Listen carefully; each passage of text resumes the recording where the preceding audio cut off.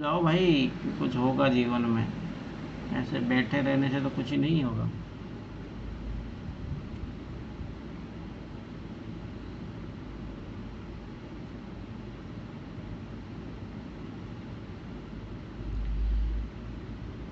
France की क्रांति की शुरुआत किन परिस्थितियों में हुई? फ्रांस की क्रांति के वैश्विक प्रभाव का मूल्यांकन कीजिए। ठीक है, देखते हैं। फ्रांस की क्रांति एक महान ऐतिहासिक ऐसे लिखा जाता है? सीख लो भाई हिंदी, और जब लिखोगे ना तब कमियां बाहर आएगी। घटना थी, इस क्रांति ने न केवल फ्रांस के राजतंत्र को समाप्त किया बल्कि स्वतंत्रता, समानता, बंधुत्व जैसे आदर्शों को भी जन्म दिया। यहाँ पे एक और लाइन जोड़ सकते थे, जिसने और देशों को भी प्रोत्साहित किया। तो एक एकदम क्वेश्चन से अपना कॉन्टेक्स्ट सही हो जाता। ठीक है, इंट्रोडक्शन पार्ट सही है, तो आपका इंट्रोडक्शन पार्ट सही है तो आपको आधा नंबर पूरा का पूरा मिल जाएगा। ठीक है, आगे। किन्हीं परिस्थितियों में शुरुआत हुई? सामाजिक परिस्थितियाँ क्या थी? फ्रांस इसमें 3 वर्गों में बटा था, जिनमें काफ़ी असमानता थी। पहला पादरी वर्ग करने देते थे, दूसरा वर्ग जमींदार करने देते थे, तीसरा वर्ग आम जनता, किसान, व्यापारी, बुद्धिजीवी कर बाद तीसरे वर्ग पर था। ठीक है। आर्थिक परिस्थिति, आर्थिक संकट था। 13 उपनिवेशों को आज़ाद कराने में मदद की थी तो कर्ज बढ़ गया। अरे किसके आज़ाद करवाए थे? अमेरिका में करवाए थे ना। ये कौन लिखेगा? बताइए सना, कौन लिखेगा ये? दरबार की विलासिता और भ्रष्ट प्रशासन था। जनता महंगाई अकाल से घिरी हुई थी। भाई यहाँ ये लिखा ही है, ऐसे नहीं होता है। राजनीतिक असंतोष, लुई 16 है ये भाई, 16 अच्छे से लिखिए। एक अयोग्य कमजोर शासक था। स्टेज थर्ड, तीसरे की सभा को बराबरी का अधिकार नहीं मिला। जनता विद्रोह की भावना तेज होगी। यहाँ लिखना था उनको वोटिंग राइट नहीं था और वही टैक्स दे रहे थे। दार्शनिक प्रभाव, रूसो, वोल्टेज, जेम्स मिल आदि विचारकों ने समानता, स्वतंत्रता और मानवाधिकार की विचारधारा फैलाई। जनता को अन्याय और शोषण के विरुद्ध खड़ा होने की प्रेरणा मिली। वैश्विक प्रभाव क्या है? राजनीतिक प्रभाव, निरंकुश राजतंत्र की पतन और लोकतांत्रिक आदर्श जैसे स्वतंत्र, समानता, बंधुत्व का प्रसार हुआ। सही बात है। आधुनिक गणतंत्रों की अवधारणा को जन्म मिला। कई देशों ने मानवाधिकार आदि की व्यवस्था को अपनाया। एकदम सही बात है। सामाजिक प्रभाव, समाज में वर्ग भेद, सामंती, विशेषाधिकार पतन हुआ। समानता पर आधारित समाज बनाने की वैसी प्रेरणा मिली। एकदम सही बात है। आर्थिक प्रभाव, कर व्यवस्था के में समानता आई। व्यापारिक औद्योगिक वर्ग की वृद्धि शक्ति बढ़ी। औद्योगिक वर्ग की शक्ति बढ़ी क्या भाई? एक चीज़ लिखो। वैचारिक वैश्विक प्रभाव, उदारवाद, राष्ट्रवाद, समाजवाद जैसी विचारधारा और बल मिला। संयुक्त राष्ट्र जैसे संगठनों की नींव इसी से जुड़ी। अन्य देशों पर लैटिन अमेरिका, इटली, जर्मनी, रूस समेत कई देशों में स्वतंत्रता गणतंत्र आंदोलनों को प्रेरणा मिली। ब्रिटेन, ऑस्ट्रेलिया, रूस समेत राजनीतिक व्यवस्था प्रभावित हुई। भारतीय समाज सुधार को स्वतंत्रता संग्राम नेताओं को प्रेरित कर राजा रामन राय प्रेरित किया। क्या है ये? एग्जाम्पल जैसे राजा राम मोहन राय। तुम वहाँ एग्जाम में समझाने जाओगे क्या भाई? फ्रांसीसी क्रांति केवल फ्रांस की नहीं बल्कि विश्व इतिहास की क्रांति थी। राजतंत्र और सामंती व्यवस्था की जड़ों को हिला दिया और पूरे संसार में लोकतंत्र, मानवाधिकार और आधुनिक राष्ट्रवाद का मार्ग प्रशस्त किया। कंक्लूजन भी आपका सही है। अगर मैं इसको 15 नंबर का क्वेश्चन मानूं, अब देखो गलती तुम लोगों का। इसका दूसरा पक्ष कहाँ, नकारात्मक पक्ष कहाँ जाएगा? जैसे नकारात्मक पक्ष इसका मैं बताता हूँ, ये आप चैट जीपीटी सर्च करो तब भी नहीं मिलेगा, पर मैं बताता हूँ, ध्यान से समझ। मूल्यांकन करना बोला तो मूल्यांकन मतलब क्या आएगा? पॉजिटिव नेगेटिव दोनों आएगा। पॉजिटिव तो आपने सारे बता दी। नेगेटिव भाई सबसे पहली बात, यहाँ से जो इंग्लैंड था ना, उसने समझ में आ गया कि उपनिवेशों पर ढील रखना जो है, ढील देना खतरनाक साबित होता है। सर वो भारत में इंटैक्ट देखने को मिलता है। हाँ तो वैश्विक प्रभाव में तो वैश्विक प्रभाव में भारत नहीं आएगा। हाँ सर, जैसे इनका प्रभाव ये पड़ा था, ये यहाँ पे नकेल ज्यादा कसने लगे थे इस हाँ तो कारण फिर से। तो वो कौन लिखेगा? तो इसमें से आपको वो नंबर कटेंगे, 7 नंबर। चलो अगला, समकालीन विश्व के लिए फ्रांसीसी क्रांति की निरंतर प्रासंगिकता स्पष्ट कीजिए। ये आया था 2025 में क्वेश्चन।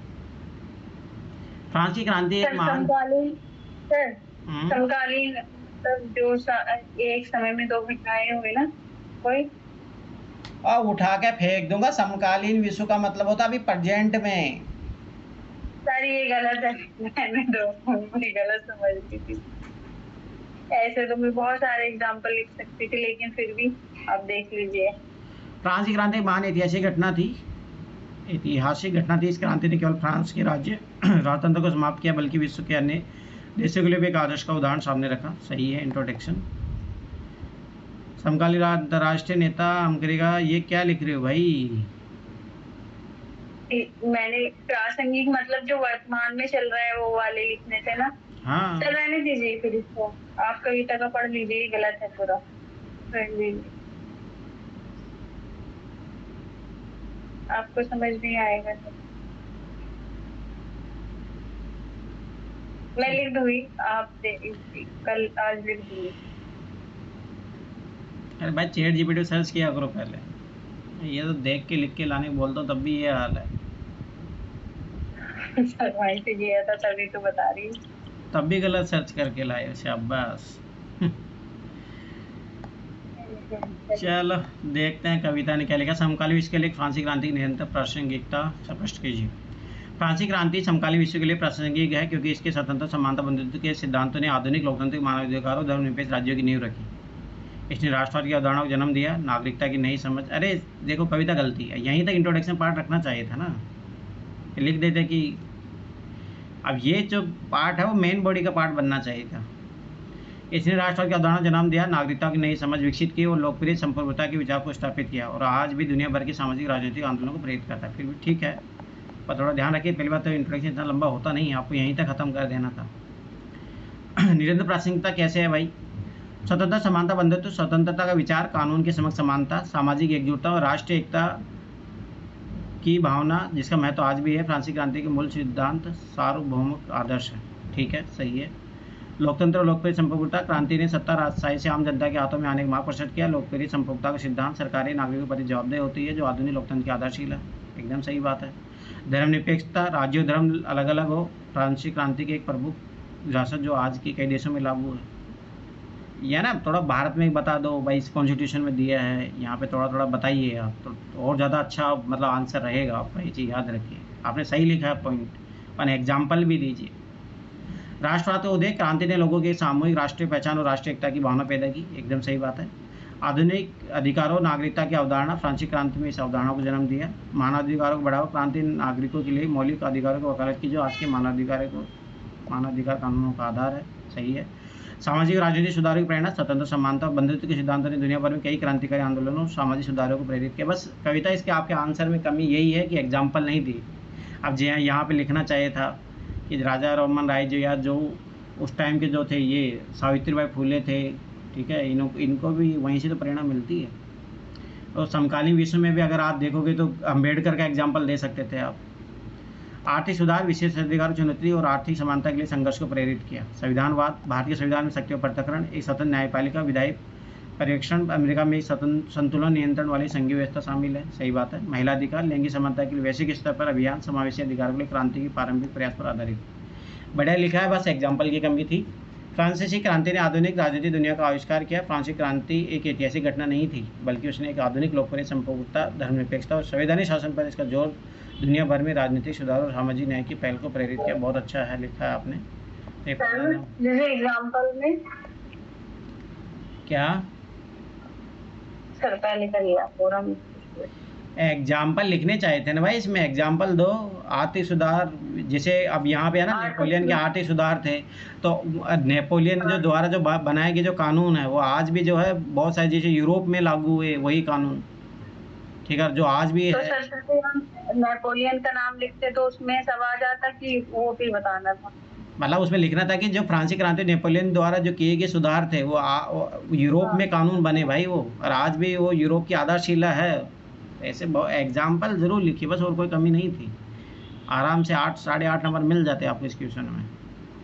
चलो अगला, फ्रांस में क्रांति की शुरुआत किन परिस्थिति से हुई? फ्रांस की क्रांति के वैश्विक स्तर पर प्रभाव का मूल्यांकन कीजिए। देखते इन्होंने क्या लिखा है। फ्रांस की क्रांति, ये इतना ज़्यादा जरूरी नहीं है, बस 1789 लिख दो, बस वो भी चलेगा, पर इतना 14 जुलाई ये फिक्स नहीं होती किसी क्रांति की डेट, ये याद रखना। कारोबारी करो, सामाजिक असमानता, आर्थिक संकट और प्रभुत्व के विचारों के प्रसार के कारण हुआ। इसके वैश्विक स्तर पर प्रभाव राष्ट्रवाद और उदार लोकतंत्र का विकास, सामंतवाद और राजशाही का अंत तथा दुनिया भर में समानता और स्वतंत्रता के विचारों को प्रसार से राष्ट्रीय आंदोलन की प्रेरणा मिली। ठीक है, सही है एकदम, पर थोड़ा समराइज कीजिए, इतना बड़ा नहीं लिखा जाता, ठीक है, परंतु कोई दिक्कत नहीं। क्रांति परिस्थिति के आर्थिक संकट था, राजा द्वारा अमेरिका स्वतंत्रता सहयोग से देश का खजाना जो है खाली और फ्रांसीसी दिवालियेपन की कगार पर था। सही है। सामाजिक असमानता थी, समाज में 3 वर्गों में बटा हुआ था, पादरी, कुलीन व मध्यम वर्ग पर भारी करों का बोझ था तथा कोई विशेषाधिकार भी नहीं था। एकदम सही बात है। राजनीतिक भ्रष्टाचार, निरंकुश राजशाही। लुई 16 पर एक निरंकुश व अयोग्य शासक जिसने जनता की समस्या पर ध्यान ही नहीं दिया। एकदम सही बात है। भूख और महंगाई, फसलों के खराब होने से भोजन अनाज में कमी होगी, जिससे कीमतें आसमान छूने लगी और लोगों के लिए रोटी कमाना मुश्किल हो गया। इससे जनता में आक्रोश फैल गया। प्रबोधन के विचार, रूसो वोल्टेज जैसे दार्शनिक ने स्वतंत्रता, समानता, बंधुत्व के विचारों को प्रसार किया। इन विचारों ने लोगों को राजशाही के खिलाफ खड़े होने के लिए प्रेरित किया, बदलाव की भावना जगाई। एकदम सही बात है। वैश्विक प्रभाव, राजनीतिक प्रभाव, संविधान उदय, आर्थिक प्रभाव, कर नीति सुधार की भावना, औपनिवेशिक प्रभाव, उपनिवेश विरोधी चेतना, वैचारिक प्रभाव, राष्ट्रवाद, मानववाद। ठीक है। राजनीतिक प्रभाव, राजशाही का विरोध और लोकतंत्र का समर्थन। यूरोप और अमेरिका में संविधान शासन की प्रेरणा। देखो अब इन्होंने एग्जाम्पल यहाँ लिखे हैं। सामाजिक प्रभाव, सामाजिक समानता, वर्ण व्यवस्था पर प्रहार, धर्म राज्य को अलग करने की मांग। यहाँ पे लिखो ना फिर, सावित्रीबाई फुले, राजा राममोहन राय और स्वाभाविक सी बात है अम्बेडकर। वैचारिक प्रभाव, वैश्विक स्तर पर उदारवाद और रूढ़िवाद के बीच संघर्ष। आर्थिक प्रभाव, सामाजिक कर व्यवस्था का अंत, कर नीति में समानता, इससे मध्यम वर्ग का उदय हुआ। औपनिवेशिक प्रभाव, भारत, लैटिन अमेरिका और अफ्रीका में उपनिवेशवाद विरोधी चेतना। अब देखिए इसने भी वही पे नेगेटिव वाला पक्ष नहीं लिखा। फ्रांसीसी क्रांति केवल एक राष्ट्र क्रांति नहीं थी, बल्कि विश्व को आधुनिक लोकतांत्रिक मूल्यों की ओर अग्रसर करने वाली वैश्विक क्रांति थी। इसके प्रभाव आज भी आधुनिक राष्ट्र, राज्य, नागरिक अधिकारों और सामाजिक न्याय की अवधारणाओं में जीवित है। एकदम सही बात है। तो ये भी अगर 15 नंबर क्वेश्चन माना जाए तो 6.5 नंबर आराम से मिल जाएंगे। चलो ठीक है भाई, और लोग भी लिखिए, तभी पता लगेगा तुम लोगों का क्या हाल चाल है। पहले तो फाइन जमा कीजिए, तभी तो कुछ होगा तुम लोगों का। चलो, अरे हाँ, अपन तो 9th क्लास पढ़ रहे हैं ना।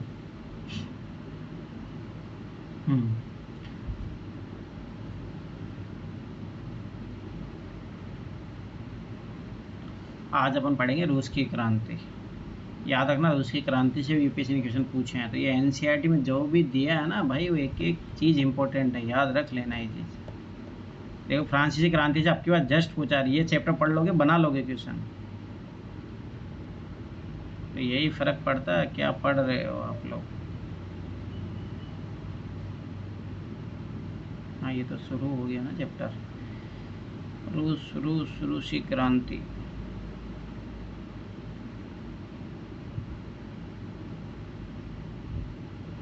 ये तो कल कर लिए थे ना अपन यहाँ तक।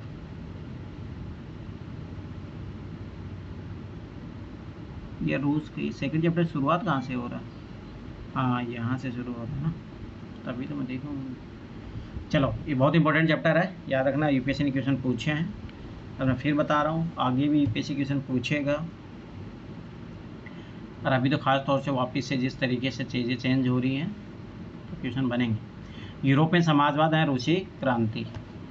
अब क्यों बोला जाता है कि रूसी क्रांति का बहुत वैश्विक प्रभाव था? याद रखना, रूस की क्रांति थी जिसने समाजवाद लाया। समाजवाद लाने का कारण, क्योंकि उस टाइम जब फर्स्ट वर्ल्ड वार हुआ था, तो याद रखना कि पूरे वर्ल्ड में जो है इकोनॉमिक क्राइसिस आ गया था, परंतु रूस ही एक ऐसा एकमात्र देश था जहाँ पे जो है आर्थिक संकट नहीं था, ना आर्थिक मंदी थी, क्योंकि वहाँ पंचवर्षीय योजनाएं चल रही थी। इसीलिए जो है फिर समाजवाद को बढ़ावा मिलता है, क्योंकि समाजवाद के कारण वहाँ पे जो है, और इसीलिए नेहरू भी प्रभावित होते हैं उनके पंचवर्षीय योजना से। इसीलिए भारत में पंचवर्षीय योजनाएं लागू की गई। तो और इसीलिए भारत में जो है मिश्रित रूप भी अपनाया गया। तो ये चीज़ें याद रखना। तो याद रखना, यूपीएससी 2013-14 के दौर में देखो तो यूपीएससी ने डायरेक्ट क्वेश्चन पूछा इसी कॉन्सेप्ट पे आधारित, कि भाई और देशों में आर्थिक मंदी थी, यहाँ क्यों नहीं थी। ठीक है, कैसे अमेरिका में ऐसे आर्थिक मंदी जब आई, उसे उभरने के लिए कैसे वो रूस से सीखा, ये सारी चीज़ें याद रखना। सामाजिक परिवर्तन का युग। पिछले अध्याय में आपने फ्रांसीसी क्रांति के बाद यूरोप में फैलते जा रहे स्वतंत्रता, समानता के शक्तिशाली विचारों के बारे में पढ़ा। फ्रांसीसी क्रांति ने सामाजिक संरचना के क्षेत्र में आमूल परिवर्तन की संभावना का सूत्रपात कर दिया था, जैसा कि आप पढ़ चुके हैं। 18वीं सदी से पहले फ्रांस का समाज मोटे तौर पर स्टेटस और श्रेणियों में बटा हुआ था। याद करो कि 3 था, पादरी वर्ग था, कुलीन वर्ग था, फिर मध्यम वर्ग था। समाज की आर्थिक और सामाजिक सत्ता पर कुलीन वर्ग और चर्च का नियंत्रण था, लेकिन क्रांति के बाद इस संरचना को बदलना संभव दिखाई देने लगा। यूरोप और एशिया सहित दुनिया के बहुत सारे हिस्सों में व्यक्तिगत अधिकारों के स्वरूप और सामाजिक सत्ता पर किसका नियंत्रण हो, इस पर चर्चा छिड़ गई थी। देखो ये है प्रभाव उसकी रूस की क्रांति के। भारत में भी राजा राममोहन राय और डेरोजियो ने फ्रांसीसी क्रांति के महत्व का उल्लेख किया, और बहुत सारे लोग क्रांति पश्चात यूरोप की स्थितियों के बारे में चल रही बहस में कूद पड़े। आगे चलकर उपनिवेशों में घटी घटनाओं ने भी इन विचारों के नया रूप प्रदान करने में योगदान दिया। मगर यूरोप में भी सभी लोग आमूल समाज परिवर्तन के पक्ष में नहीं थे।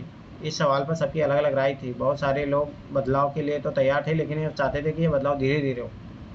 एक खेमा मानता था कि समाज का आमूल पुनर्गठन जरूरी है। कुछ रूढ़िवादी थे तो कुछ उदारवादी या आमूल परिवर्तनवादी। रेडिकल रेडिकल होते हैं जो एक साथ सब कुछ, जैसे नेपाल में अभी हुआ खत्म मामला एक साथ। समाधानों के पक्ष में थे। उस समय के संदर्भ में इन शब्दों का क्या मतलब था, राजनीति की इन धाराओं में क्या फर्क थे और कौन कौन सी बातें थी जो समान थी। यहाँ हमें ध्यान रखना चाहिए कि इन शब्दों का अर्थ हर काल और परिवेश में एक ही नहीं होता है। इस अध्याय में हम 19वीं शताब्दी कुछ महत्वपूर्ण राजनीतिक परंपराओं का अध्ययन करेंगे और देखेंगे कि उन्हें परिवर्तन के संदर्भ में क्या असर डाला। इसके बाद हम एक ऐसी ऐतिहासिक घटना पर अपना ध्यान केंद्रित करेंगे जिसमें समाज के रेडिकल पुनर्गठन पर एक गंभीर प्रयास किया गया। रूस में हुई क्रांति के फलस्वरूप समाजवाद 20वीं सदी का स्वरूप तय करने वाले सबसे महत्वपूर्ण और शक्तिशाली विचारों की श्रृंखला का हिस्सा बन गया। अब ये चीज़ याद रखना, उदारवादी क्या होता है, जैसे उदारवादी भारत में भी थे स्टार्टिंग में कांग्रेस में, ठीक है। रेडिकल तो एकदम अचानक से सब कुछ बदलाव चाहेंगे। रूढ़िवादी जो पुराने विचारों को ही बनाए रखना चाहेंगे। समाज परिवर्तन के समर्थक में एक समूह उदारवादियों का था। उदारवादी ऐसे राष्ट्र चाहते थे जिसमें सभी धर्मों का बराबर सम्मान हो, जगह मिले। शायद आप जानते होंगे कि उस समय यूरोप के देशों में प्राय किसी एक धर्म को ही ज़्यादा महत्व दिया जाता था। ब्रिटेन की सरकार चर्च ऑफ इंग्लैंड का समर्थन करती थी। ऑस्ट्रिया और स्पेन कैथोलिक चर्च के समर्थक थे। उदारवादी समूह वंश आधारित शासकों को अनियंत्रित सत्ता के भी विरोधी थे। वे सरकार के समक्ष व्यक्ति मात्र के अधिकारों की रक्षा के पक्षधर थे। उनका कहना था कि सरकार को किसी के अधिकारों को हनन करने या उन्हें छीनने का अधिकार नहीं दिया जाना चाहिए। यह समूह प्रतिनिधित्व पर आधारित एक ऐसी निर्वाचित सरकार के पक्ष में था जो शासकों और अफसरों के प्रभाव से मुक्त और सुप्रशिक्षित न्यायपालिका द्वारा स्थापित किए गए कानूनों के अनुसार शासन कार्य चलाए। अब देखो ये जो चीज़ें याद रखना, यही जो भारत में जो उदारवादी है उनकी भी यही एक माइंडसेट रहता है। पर यह समूह लोकतंत्रवादी नहीं था। ये लोग सार्वभौमिक वैश्य मताधिकार यानी सभी नागरिकों को वोट का अधिकार देने के पक्ष में नहीं थे।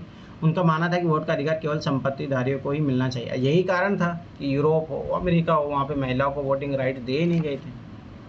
इसके विपरीत रेडिकल समूह के लोग ऐसी सरकार के पक्ष में थे जो देश की आबादी के बहुमत के समर्थन पर आधारित हो। इनमें से बहुत सारे लोग महिला मताधिकार आंदोलन के समर्थक भी थे। अब रेडिकल मतलब है बदलाव चाहेंगे। अब जब बदलाव चाहेंगे, समझ बात, ये लोग बदलाव नहीं चाह रहे थे, संपत्ति का आधार वोट देना चाहते, पर ये चाहेंगे नहीं, सबको वोट का अधिकार मिलना चाहिए। उदारवादी के विपरीत वे लोग बड़े जमींदारों, संपन्न उद्योगपतियों के प्राप्त किसी भी तरह के विशेषाधिकारों के खिलाफ थे। वे निजी संपत्ति के विरोधी नहीं थे, लेकिन केवल कुछ लोगों के पास संपत्ति के संकेंद्रण का विरोध जरूर करते थे। अब देखो कैसे ये चीज़ें फॉर्मेशन करेगी। भारत में जैसे आर्टिकल 39 में डाला गया, यूपीएससी पीटी में क्वेश्चन पूछा है। इंदिरा गांधी ने पृथ्वी पक्ष की समाप्ति की। रूढ़िवादी तबका रेडिकल और उदारवादी दोनों के खिलाफ था, मगर फ्रांसीसी क्रांति के बाद तो रूढ़िवादी भी बदलाव की जरूरत को स्वीकार करने लगे थे। पुराने समय में यानी 18वीं शताब्दी में रूढ़िवादी आमतौर पर परिवर्तन के विचारों का विरोध करते थे, लेकिन 19वीं सदी तक आते आते वे भी मानने लगे थे कि कुछ परिवर्तन आवश्यक हो गया, परंतु वह चाहते थे कि अतीत का सम्मान किया जाए, अर्थात अतीत को पूरी तरह ठुकराया न जाए, और ये बदलाव की प्रक्रिया धीमी है। अगर आप थोड़ा बहुत समझना चाहो ना, जैसे रूढ़िवादी अगर आप बोल सकते हो थोड़ा बहुत, जैसे बीजेपी का है, जैसे इनका भाई हिंदू राष्ट्र, इस तरीके का माइंडसेट है, ठीक है। उदारवादी आप बोल सकते हो जैसे कांग्रेस का, थोड़ा लिबरल रहता है, ठीक है, ज़्यादा हिंदू मुस्लिम ऐसे नहीं करते हैं, ठीक है। अगर आप रेडिकल अगर किसी को बोलना चाहो जो बहुत ज़्यादा परिवर्तन चाहता हो, जो चीज़ों में, ऐसा तो कोई है नहीं भारत में ऐसा कोई दल, परंतु जैसे थोड़ा बहुत बोल सकते हो कि भाई जैसे आम आदमी पार्टी आई तो इन्होंने जैसे एक नए नए कॉन्सेप्ट लाए, पर इतना नहीं, पर फिर भी एक लेवल पे बोल सकते हो आप थोड़ा बहुत। फ्रांसीसी क्रांति के बाद पैदा हुई राजनीतिक उथल पुथल के दौरान सामाजिक परिवर्तन केंद्रित इन विविध विचारों के बीच काफ़ी टकराव हुए। 19वीं सदी में क्रांति और राष्ट्रीय कायांतरण की विभिन्न कोशिशों ने इन सभी राजनीतिक धाराओं को, सीमाओं और संभावनाओं को स्पष्ट कर दिया। अगर आप यहाँ बोलना चाहो तो रेडिकल जैसे क्रांतिकारियों को बोल सकते हो आप। उदारवादी तो थे ही, और रूढ़िवादी याद रखना आप, उग्रवादी जो वो थे लाल बाल पाल, उनको बोल सकते हो। मताधिकार आंदोलन, वोट डालने का अधिकार पाने के लिए चलाया गया आंदोलन, सोचो भारत में इसकी जरूरत ही नहीं पड़ी। औद्योगिक समाज और सामाजिक परिवर्तन, ठीक है, ये राजनीतिक रुझान एक नए युग का घोतक थे। अब ध्यान से समझना, ये यूपीएससी ने डायरेक्ट क्वेश्चन पूछा, मैं फिर बता रहा हूँ भाई, इन्हें एनसीईआरटी से बाहर नहीं है क्वेश्चन। अब ये कि भाई औद्योगिक समाज जब बना तो सामाजिक परिवर्तन कैसे आए, तो भाई पहले एग्रीकल्चर समाज था, एग्रीकल्चर में जॉइंट फैमिली थी, औद्योगिक समाज आए तो न्यूक्लियर फैमिली बनने लगे, ठीक है। यहाँ पे स्वाभाविक सी बात है, व्यक्ति का पर्सनल कोई ज़्यादा महत्व नहीं था, सार्वजनिक मतलब जो समाज की ज़्यादा महत्वता थी, यहाँ व्यक्तिगत महत्वता बढ़ने लगी। तो ये सारी चीज़ें बहुत इंपॉर्टेंट, ये मान के चलो आपका इंडियन सोसाइटी के लिए काम का है, इधर डायरेक्ट यूपीएससी क्वेश्चन पूछा भी है। ये राजनीतिक रुझान के एक नए युग का घोतक थे। यह दौर गहन सामाजिक और आर्थिक बदलाव का था। यह एक ऐसा समय था जब नए शहर बस रहे थे, नए नए औद्योगिक क्षेत्र विकसित हो रहे थे, रेलवे का काफ़ी विस्तार हो चुका था और औद्योगिक क्रांति संपन्न हो चुकी थी। औद्योगिकरण ने औरतों, आदमी और बच्चों सबको कारखानों में ला दिया। काम के घंटे यानी पाली बहुत लंबी होती थी, मजदूरी बहुत कम थी, बेरोजगारी आम समस्या थी।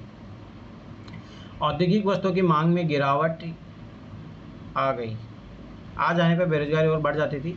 शहर तेजी से बसते और फैलते जा रहे थे, इसलिए आवास और साफ सफाई का काम भी मुश्किल होता जा रहा था। तो यहाँ रखना, गंदगी भी होती जाएगी। उदारवादी और रेडिकल दोनों ही इन समस्या को हल खोजने की कोशिश कर रहे थे। अब जब 19वीं शताब्दी के मध्य में लंदन की गरीबी को देखा, उस समय के व्यक्ति की दृष्टि से सोचो, ये है ऐसा नहीं, भारत में भी आप देखते हो हर जगह मिलेंगे आपको भिखारी, ये सब लोग। लगभग सभी उद्योग व्यक्तिगत स्वामित्व में थे। बहुत सारे रेडिकल और उदारवादियों के पास भी काफ़ी संपत्ति थी और उनके यहाँ बहुत सारे लोग नौकरी करते थे। उन्होंने व्यापार या औद्योगिक व्यवसाय के जरिए धन दौलत इकट्ठा की थी, इसलिए वे चाहते थे कि इस तरह के प्रयासों को ज़्यादा से ज़्यादा बढ़ावा दिया जाए। उन्हें लगता था कि अगर मजदूर स्वस्थ हो और नागरिक पढ़े लिखे हो तो इस व्यवस्था को भरपूर लाभ लिया जा सकता है। अब देखो, जो जरूरत होगी तो एजुकेशन को बढ़ावा मिलेगा। ये लोग जन्मजात मिलने वाले विशेषाधिकारों के विरुद्ध थे। व्यक्तिगत प्रयास, श्रम और उद्यमशीलता उनका गहरा विश्वास था। उनकी मान्यता थी कि यदि हरेक को व्यक्तिगत स्वतंत्रता दी जाए, गरीबों को रोजगार मिले और जिनके पास पूंजी है उन्हें बिना रोक के काम करने का मौका दिया जाए, तो समाज तरक्की कर सकता है। याद रखना, यहाँ से पूंजीवाद का विकास होगा। इसी कारण 19वीं सदी के शुरुआती दशकों में समाज परिवर्तन के इच्छुक बहुत सारे कामकाजी स्त्री पुरुष उदारवादी और रेडिकल समूह में पार्टियों के गिर्द गोलबंद हो गए थे। यूरोप में 1815 में जिस तरह की सरकारें बनी, उनसे छुटकारा पाने के लिए कुछ राष्ट्रवादी, उदारवादी और रेडिकल आंदोलनकारी क्रांति के पक्ष में थे। फ्रांस, इटली, जर्मनी और रूस में ऐसे लोग क्रांतिकारी हो गए और राजाओं के तख्तापलट करने का प्रयास करने लगे। राष्ट्रवादी कार्यकर्ता क्रांति के जरिए से राष्ट्रों की स्थापना करना चाहते थे जिनमें सभी नागरिकों को समान अधिकार प्राप्त हो। 1815 के बाद इटली के राष्ट्रवादी गिउसेप्पे मैजिनी ने यह लक्ष्य प्राप्त करने के लिए अपने समर्थकों के साथ मिलकर राजा के खिलाफ साजिश रची थी। भारत सहित दुनिया भर के राष्ट्रवादी इसकी रचनाओं को पढ़ते थे। यूरोप में समाजवाद का आना, ये बहुत इंपॉर्टेंट है। समाज के पुनर्गठन की संभवतः सबसे दूरगामी दृष्टि प्रदान करने वाली विचारधारा समाजवादी थी। अरे ये याद रखना, कौन लाया था? Karl Marx. ये सारी चीज़ें, क्योंकि औद्योगिकरण के कारण नकारात्मक चीज़ें भी गठित हो रही थी, तो सबके फायदे के लिए दोबारा सोचने के लिए मजबूर किया कार्ल मार्क्स ने। 19वीं सदी के मध्य तक यूरोप में समाजवाद एक जाना पहचाना विचार था। उसकी तरफ बहुत सारे लोगों का ध्यान आकर्षित हो रहा था। समाजवादी निजी संपत्ति के विरोधी थे, यानी वे संपत्ति पर निजी स्वामित्व को सही नहीं मानते थे। उनका कहना था कि संपत्ति के निजी स्वामित्व की व्यवस्था ही सारी समस्याओं की जड़ है। एकदम सही बात है। वे ऐसा क्यों मानते थे? उनका तर्क था कि बहुत सारे लोगों के पास संपत्ति तो है जिससे दूसरों की रोजगार भी मिलता है, लेकिन समस्या ये है कि संपत्तिधारी व्यक्ति को सिर्फ अपने फायदे से मतलब रहता है। वह उनके बारे में नहीं सोचता जो उसकी संपत्ति को उत्पादनशील बनाते, मतलब श्रमिक वर्ग। इसलिए अगर संपत्ति पर किसी एक व्यक्ति के बजाय पूरे समाज का नियंत्रण हो तो साझा सामाजिक हितों पर ज़्यादा अच्छी तरह ध्यान दिया जा सकता है। समाजवादी इस तरह का बदलाव चाहते थे कि इसके लिए उन्होंने बड़े पैमाने पर अभियान चलाया। कोई समाज संपत्ति बिना कैसे चल सकता है? समाजवादी समाज का आधार क्या होगा? समाजवादी के पास भविष्य के बिल्कुल भिन्न दृष्टि थी। कुछ समाजवादियों को कोऑपरेटिव यानी सामूहिक उद्यम के विचार में दिलचस्पी थी। इंग्लैंड के जाने माने उद्योगपति रॉबर्ट ओवेन ने इंडियाना, अमेरिका में एक नया समन्वय के नाम से एक नए तरह की समुदाय की रचना का प्रयास किया। कुछ समाजवादी मानते थे कि केवल व्यक्तिगत पहलकदमी से बहुत बड़े सामूहिक खेत नहीं बनाए जा सकते। वह चाहते थे कि सरकार अपनी तरफ से सामूहिक खेती को बढ़ावा दे। उदाहरण के लिए फ्रांस में लुई ब्लॉन्क चाहते थे कि सरकार पूंजीवादी उद्यमों की जगह सामूहिक उद्यमों को बढ़ावा दे। याद करना, जो भारत में पीएसयू सेक्टर है।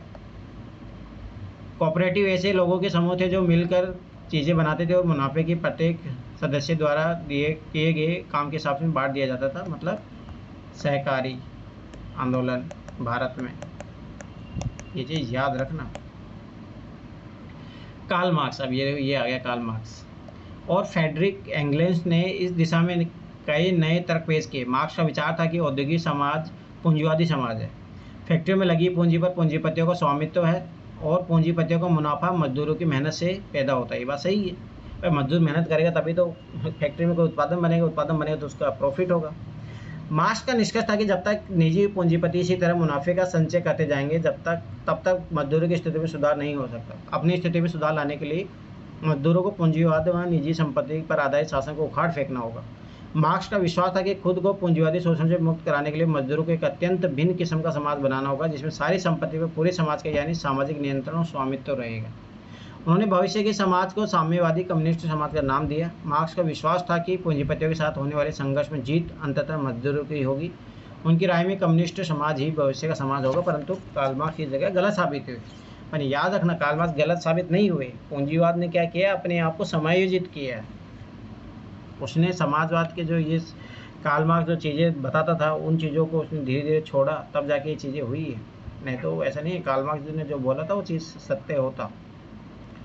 ये चित्र दिया है, कहाँ का है भाई? ये पेरिस कम्यून है, 1871 की चित्र है। इस चित्र में मार्च और मई 1871 के बीच में जन विद्रोह को दर्शाया गया है। यह ऐसा दौर था जब पेरिस की नगर परिषद कम्यून पर मजदूरों, आम लोगों, पेशेवरों, राजनीतिक कार्यकर्ताओं को लेकर बनाई गई जन सरकार ने कब्जा कर लिया था। यह उथल पुथल फ्रांसीसी सरकार की नीतियों के प्रति बढ़ते असंतोष के कारण पैदा हुआ था।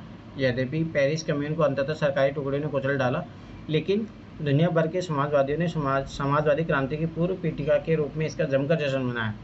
पेरिस कम्यून को दो और चीज़ों की वजह से भी आज भी याद रखा जाता है। एक, मजदूरों के लाल झंडे के उदय इसी घटना से हुआ था। कम्युनिस्ट क्रांतिकारी ने अपने लिए ये झंडा चुना था। अरे आज याद रखना, आज भी है ये। याद करो लाल सलाम, जो नक्सलवाद होता है, ठीक है, तो ये चीज़ याद रखना। दो महाशय के लिए जो इस घटना के बाद पेरिस कम्यून और मक्की संघर्ष का प्रतीक बन गए। उल्लेखनीय कि इस गीत को मूलतः 1792 में युद्ध गीत के रूप में लिखा गया था।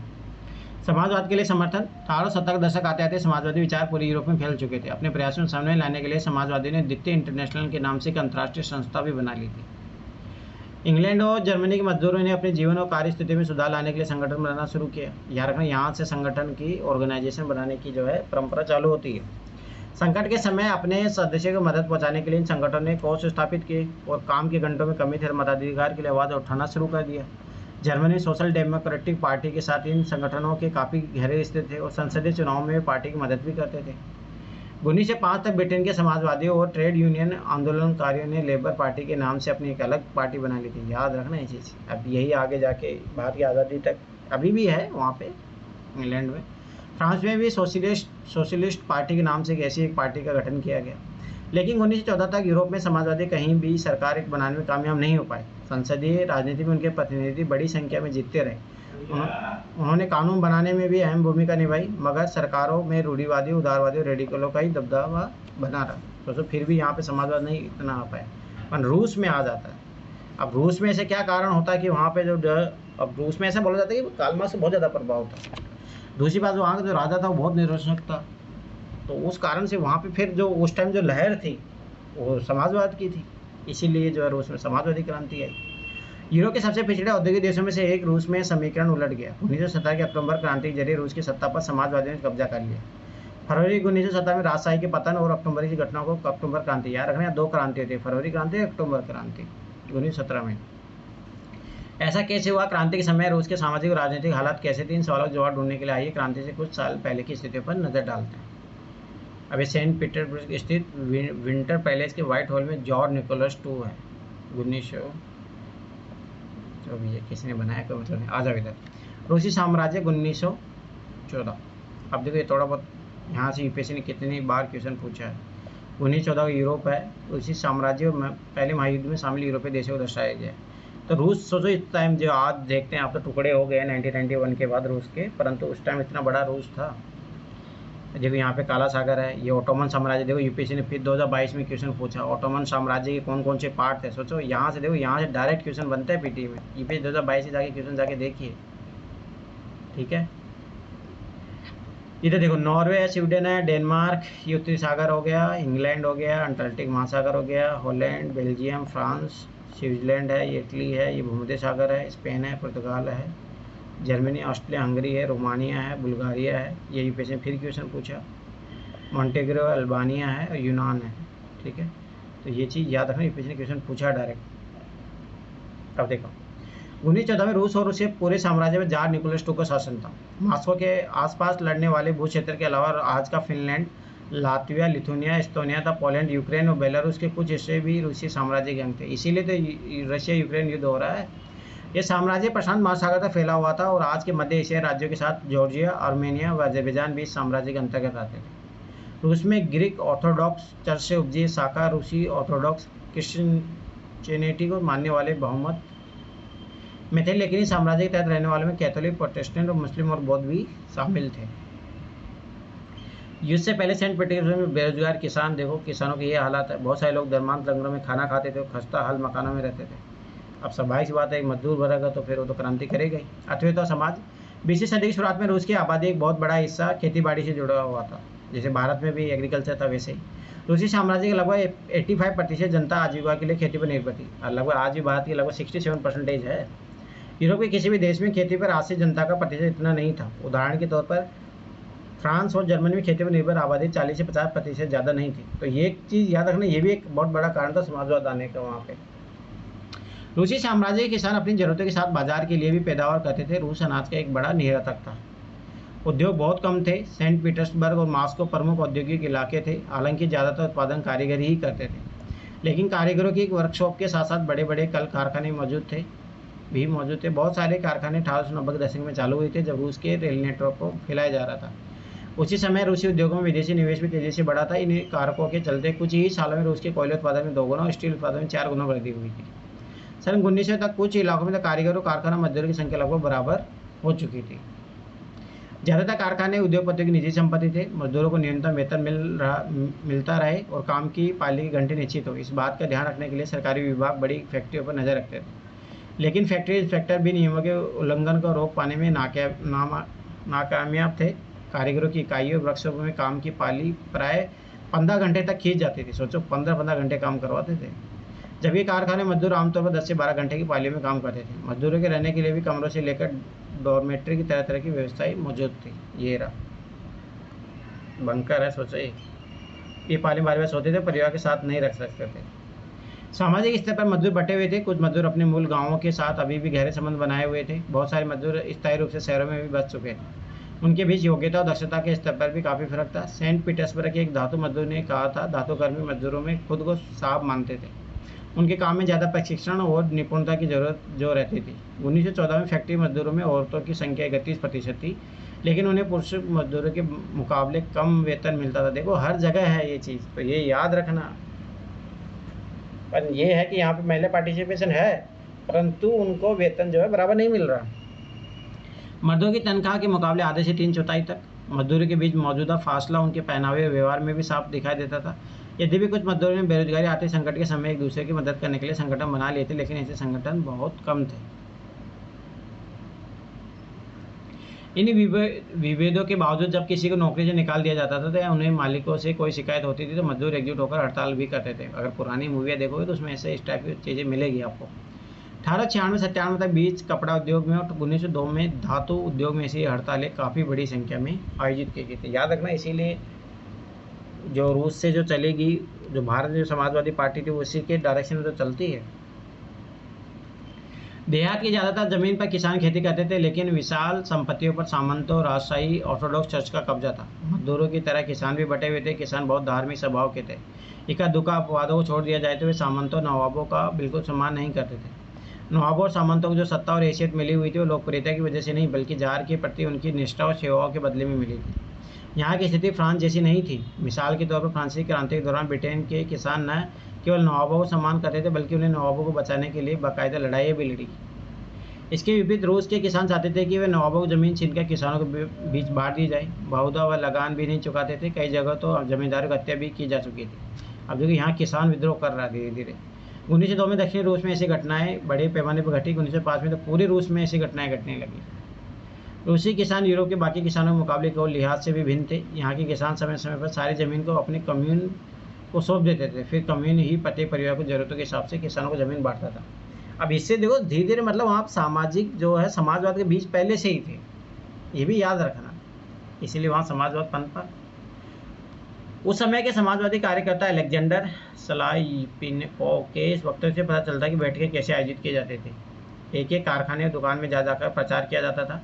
अध्ययन चक्र भी चलाए जाते थे। संबंधित अधिकृत मुद्दों के मामलों पर कानूनी बैठक भी बुलाई जाती थी।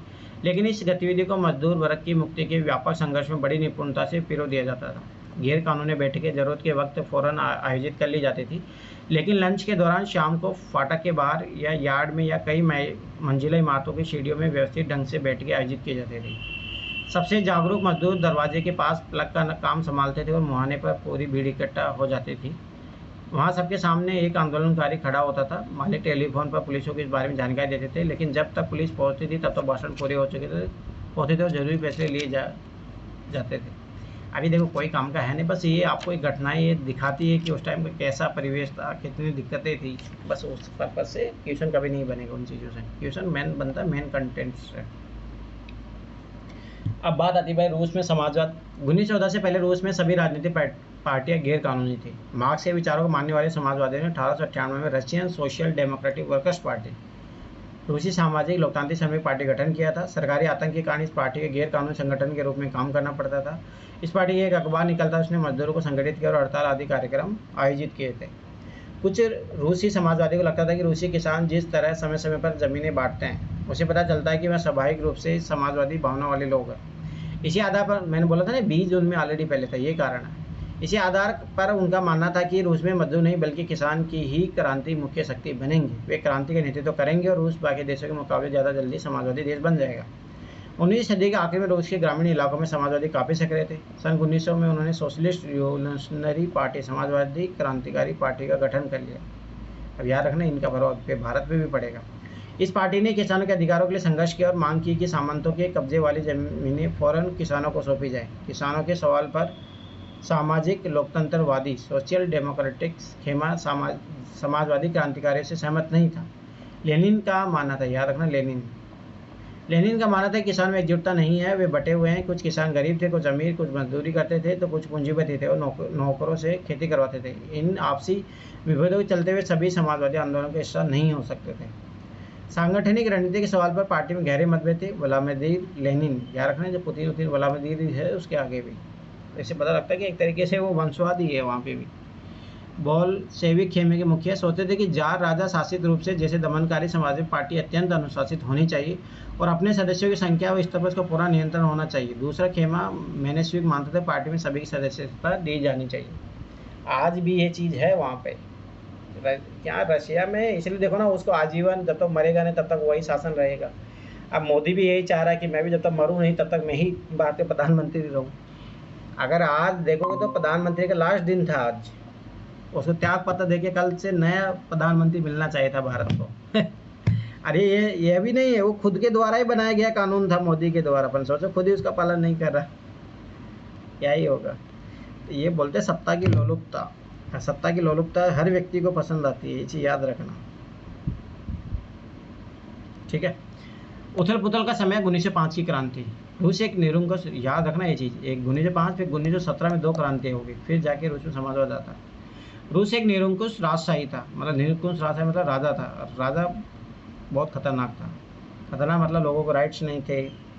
अन्य यूरोपीय शासकों के विपरीत 20वीं सदी की शुरुआत में जार राष्ट्रीय संसद के अधीन नहीं था। जार मतलब राजा, याद रखना चाहिए। उदारवादियों ने इस स्थिति को खत्म करने के लिए बड़े पैमाने में मुहिम चलाई। 1905 की क्रांति दौरान उन्हें संविधान की रचना के लिए सोशल डेमोक्रेट और समाजवादी क्रांतिकारी के साथ लेकर किसानों मजदूर के बीच काफ़ी काम किया। रूसी साम्राज्य के तहत उन्हें राष्ट्रवादी जैसे पोलैंड में और इस्लाम के आधुनिकरण के समर्थक जेजिदियों मुस्लिम बहुल इलाकों का भी समर्थन मिला। रूसी मजदूरों के लिए 1904 का साल बहुत बुरा रहा। जरूरी चीज़ों की कीमतें इतनी तेज़ी से बढ़ी कि वास्तविक वेतन में 20% तक की गिरावट आ गया। देखो ये चीज़ याद रखना, महंगाई जो है हर जगह क्रांति का कारण बनेगी, ये चीज़ याद रखना। उसी समय मजदूरी संगठनों के सदस्यों में तेज़ी से वृद्धि होगी। जब 1904 में गठित की गई असेंबली ऑफ रशियन वर्कर्स, रूसी श्रमिक सभा के 4 सदस्यों को पयूलतोलो आयरन वर्क्स में उनकी नौकरी से हटा दिया गया, तो मजदूरी आंदोलन छेड़ने का ऐलान कर दिया। अगले कुछ दिनों के भीतर सेंट पीटर्सबर्ग के 1,10,000 से ज़्यादा मजदूर काम के घंटे घटाकर 8 घंटे किए जाने, वेतन में वृद्धि, कार्य स्थिति में सुधार की मांग करते हुए हड़ताल पर चले गए। इसी दौरान जब पादरी गेपोन के नेतृत्व में मजदूरों का एक जुलूस विंटर पैलेस जार का महल के सामने पहुंचा तो पुलिस और कोस्टैक्स ने मजदूरों पर हमला बोल दिया। इस घटना में 100 से ज़्यादा मजदूर मारे गए और लगभग 300 घायल हो गए। अब तो स्वाभाविक बात है, क्रांति और भड़क जाएगी। इतिहास में इस घटना को खूनी रविवार, ब्लडेड संडे के नाम से याद किया जाता है। 1905 की क्रांति की शुरुआत इसी घटना से शुरू हुई थी। सारे देश में हड़तालें होने लगी। जब नागरिक स्वतंत्रता के अभाव का विरोध करते हुए विद्यार्थी अपनी कक्षा को बहिष्कार करने लगे विश्वविद्यालय भी बंद कर दिए गए। वकीलों, डॉक्टरों, इंजीनियरों, अन्य मध्यवर्गीय कामगारों ने संविधान सभा के गठन की मांग करते हुए यूनियन ऑफ यूनियंस की स्थापना कर दी। अब देखो यहाँ पे देखो स्टूडेंट का, वकीलों का, जो इनकी कितनी महत्वपूर्ण भूमिका रहती है। यही सेम चीज़ जो भारतीय जो स्वतंत्रता आंदोलन है वहाँ पे भी देखने को मिलती है। निरंकुश राजशाही का मतलब राजा का बिना रोक टोक शासन है। जदीदी मतलब रूसी साम्राज्य सक्रिय मुस्लिम सुधारवादी थे। वास्तविक वेतन इस बात का पैमाना कि किसी व्यक्ति के वेतन से वास्तव में कितनी चीज़ें खरीदी जा सकती हैं। 1905 की क्रांति के दौरान जार ने एक निर्वाचित परामर्शदाता संसद या ड्यूमा के गठन पर सहमति दी। ड्यूमा मतलब संसदीय। क्रांति के समय कुछ दिन तक फैक्ट्री मजदूरों को बहुत सारी ट्रेड यूनियन फैक्ट्री कमेटियाँ भी अस्तित्व में रही। 1905 के बाद ऐसी ज़्यादातर कमेटियाँ यूनियन में अनधिकृत रूप से काम करने लगी और क्योंकि उन्हें गैर कानूनी घोषित कर दिया गया था। अब देखो वापस से दिक्कत होगी, फिर क्रांति होगी। राजनीतिक गतिविधियों पर भारी पाबंदी लगा दी गई। जार ने पहली ड्यूमा को मात्र 75 दिन के भीतर पुनः निर्वाचित, दूसरी ड्यूमा को 3 महीने के भीतर बर्खास्त कर दिया। अब देखो फिर जार अपनी सत्ता का प्रयोग करने लग गया, मिस यूज कर रहा है। वह किसी तरह की जवाबदेही अपनी सत्ता पर किसी तरह का अंकुश नहीं चाहता था। उसने मतदान कानून में फेरबदल करके तीसरी ड्यूमा में रूढ़िवादी राजनेताओं को भर डाला, उदारवादी और क्रांतिकारियों को बाहर रखा गया। अब देख रहे हो इधर अपने समर्थन जुटा रहा है वो। पहला विश्व युद्ध और रूसी साम्राज्य। अब दिक्कत हो जाएगी, जब युद्ध होगा तो युद्ध में राजा की और फिर पोल सामने आ जाएगी, फिर जनता सहन नहीं करेगी। 1914 में 2 यूरोपीय गठबंधनों के बीच युद्ध छिड़ गया। एक खेमे में जर्मनी, ऑस्ट्रिया और तुर्की केंद्रीय शक्तियाँ थी, तो दूसरे खेमे में फ्रांस, ब्रिटेन और रूस, बाद में इटली और रोमानिया भी इसके खेमे में शामिल हो गई थी। इन सभी देशों के पास विशाल वैश्विक साम्राज्य थे, इसलिए यूरोप के साथ साथ यह युद्ध यूरोप के बाहर भी फैल गया। इस युद्ध को पहला विश्व युद्ध भी कहा जाता है। इस युद्ध को शुरू में रूसियों को काफ़ी समर्थन मिला, जनता ने जार का साथ दिया, लेकिन जैसे जैसे युद्ध लंबा खिंचता गया जार ने ड्यूमा में मौजूद मुख्य पार्टियों से सलाह लेना छोड़ दिया। उसके प्रति जन समर्थन कम होने लगा। जर्मनी विरोधी भावनाएं दिनों दिन बलवत्ती होने लगी। जर्मन विरोधी भावनाओं के कारण ही लोगों ने सेंट पीटर्सबर्ग का नाम बदलकर पेट्रोग्राद रख दिया, क्योंकि सेंट पीटर्सबर्ग जर्मन का नाम था। जारीना जार की पत्नी महारानी अलेक्सांद्रा के जर्मन मूल होने के और उसके घटिया सलाहकारों, खासतौर पर रासपुतिन नामक की सन्यासी ने राजशाही को अलोकप्रिय बना दी। अब देखो ये यहाँ पे ये भी एक चीज़ समझो, जैसे अभी होता है ना कि भाई जो शासकों के नाम, उसका नाम चेंज, रोड के नाम चेंज हो जाते हैं, स्टेशनों के नाम चेंज हो जाते हैं, तो ये हमेशा याद रखना, ये ऐसा नहीं कि इंडिया में ही होता है, यहाँ से ये भी चीज़ समझने को मिलती है। प्रथम विश्व युद्ध के पूर्वी मोर्चे पर चल रही लड़ाई पश्चिमी मोर्चे की लड़ाई से भिन्न थी। पश्चिम में सैनिक पूर्वी फ्रांस की सीमा पर बनी खाइयों से लड़ रहे थे, जबकि पूर्वी मोर्चे पर सेना ने काफ़ी बड़ा फासला तय कर लिया था। इस मोर्चे पर बहुत सारे सैनिक मौत के मुंह में जा चुके थे। सेना की पराजय ने रूसियों को मनोबल तोड़ दिया। 1914 से 1916 के बीच जर्मनी और ऑस्ट्रिया में रूसी सेनाओं पर भारी पराजय झेलनी पड़ी। 1917 में 70 लाख लोग मारे जा चुके थे। अब सोच लो आप, इसलिए युद्ध किसी का सगा नहीं होता भाई। पीछे हटती रूसी सेनाओं ने रास्ते में पड़ने वाले फसलों और इमारतों को नष्ट कर डाला, ताकि दुश्मन की सेना वहां टिक न सके। फसलों और इमारतों के विनाश से रूस में 30 लाख से ज़्यादा लोग शरणार्थी हो गए। इन हालात ने सरकार और जार दोनों को अलोकप्रिय बना दिया। सिपाही भी युद्ध से तंग आ चुके थे, अब वे लड़ना नहीं चाहते थे। अब सोचो अब राजा जाएगा कहाँ पे, सैनिक ही जब समर्थन छोड़ दे। पहले इस युद्ध के दौरान रूसी सिपाही शाही रूसी सेना का रूसी स्टीम रोलर कहा जाता था। ये दुनिया की सबसे बड़ी सशस्त्र सेना थी। जब इस सेना ने अपनी निष्ठा बदलकर क्रांतिकारियों को समर्थन देना शुरू कर दिया तो जार की भी सत्ता ढहेगी। अब देखो सिमिलर भारत में भी याद करो, जब नौसेना जो होती है, INS तलवार है, वहाँ पे जब वो राष्ट्रवादी आंदोलन के समर्थन में आ जाते तो फिर अंग्रेजों को समझ में आ जाता कि अब इस देश पे राज करना पॉसिबल नहीं है। ये चीज़ याद रखना। देखो हर जगह एक जैसा स्वरूप है। युद्ध से उद्योगों पर बुरा असर पड़ा। रूस के अपने उद्योगों तो वैसे भी बहुत कम थे, अब तो बाहर से मिलने वाली आपूर्ति भी बंद होगी, क्योंकि बाल्टिक समुद्र में जिस रास्ते से विदेशी औद्योगिक सामान आते थे उस पर जर्मनी का कब्जा हो चुका था। यूरोप के बाकी देशों के मुकाबले रूस के औद्योगिक उपकरण ज़्यादा तेज़ी से बेकार होने लगे। 1916 तक रेलवे लाइनें टूटने लगी। अच्छी सेहत वाले मर्दों का युद्ध में झोंक दिया गया। देश भर में मजदूरों की कमी पड़ने लगी और ज़रूरी सामान बनाने वाली छोटी छोटी वर्कशॉप ठप होने लगी। ज़्यादातर अनाथ सैनिकों को पेट भरने के लिए मोर्चे पर भेजा जाने लगा। शहरों में रहने वालों के लिए रोटी और आटे की किल्लत पैदा हो गई। 1916 सदी में रोटी की दुकानों पर अक्सर दंगे होने लगे। अब हो गए 1917 की क्रांति। अब देखो कैसे मतलब वो आधार बन रहा है। पेट्रोग्राद में फरवरी क्रांति। तालाबंदी, फैक्ट्री की स्थायी रूप से बंद करने के लिए मालिकों द्वारा मुख्य फाटक को ताला डाल देना। अभी देखो ड्यूमा पेट्रोग्राद बैठक फरवरी 1917। फिर अक्टूबर में दोबारा क्रांति करनी पड़ेगी। सन 1917 की सर्दियों में राजधानी पेट्रोग्राद की हालत बहुत खराब थी। ऐसा लगता था कि मानव जनता में मौजूद विभिन्नता को ध्यान में रखकर ही शहर की बनावट तय की गई थी। मजदूरों के क्वार्टर और कारखाने नेवा नदी के दाएं तट पर थे। बाएं किनारे पर फैशनेबल इलाके, विंटर पैलेस और सरकारी इमारतें थी। जिस महल में ड्यूमा की बैठकें होती थी वह भी इसी तरफ था। फरवरी मजदूरी के इलाके में खाद्य पदार्थों की भारी कमी पैदा हो गई। इस साल ठंड भी कुछ ज़्यादा पड़ी थी। भीषण कोहरा था, बर्फबारी हुई थी। संसदीय प्रतिनिधि चाहते थे कि निर्वाचित सरकार बची रही, इसलिए वह जार द्वारा ड्यूमा को भंग करने के लिए की जा रही कोशिश को विरोध कर रहे थे। 22 फरवरी को दाई तट पर स्थित एक फैक्ट्री में तालाबंदी घोषित कर दी। अगले दिन इस फैक्ट्री के मजदूरों के समर्थन में 50 फैक्ट्रियों के मजदूरों ने भी हड़ताल का ऐलान कर दिया। इससे देखो यहाँ संगठित होने की बात बता रहा है। जब आप संगठित रहोगे तो आप कोई सी भी मांग बना सकते हो। तो गांधी जी ने यही काम किया था। बहुत सारे कारखानों में हड़ताल का नेतृत्व तो औरतें कर रही थी। इसी दिन को बाद में अंतर्राष्ट्रीय महिला दिवस का नाम दिया गया। ये चीज़ याद रखना, मतलब 8 मार्च।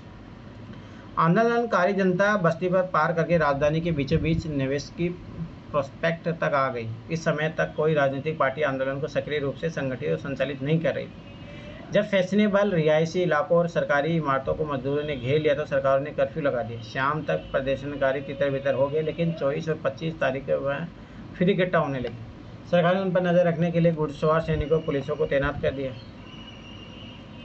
रविवार 25 फरवरी को सरकार ने ड्यूमा को बर्खास्त कर दिया। सरकार के फैसले के खिलाफ राजनीतिक बयान देने लगे।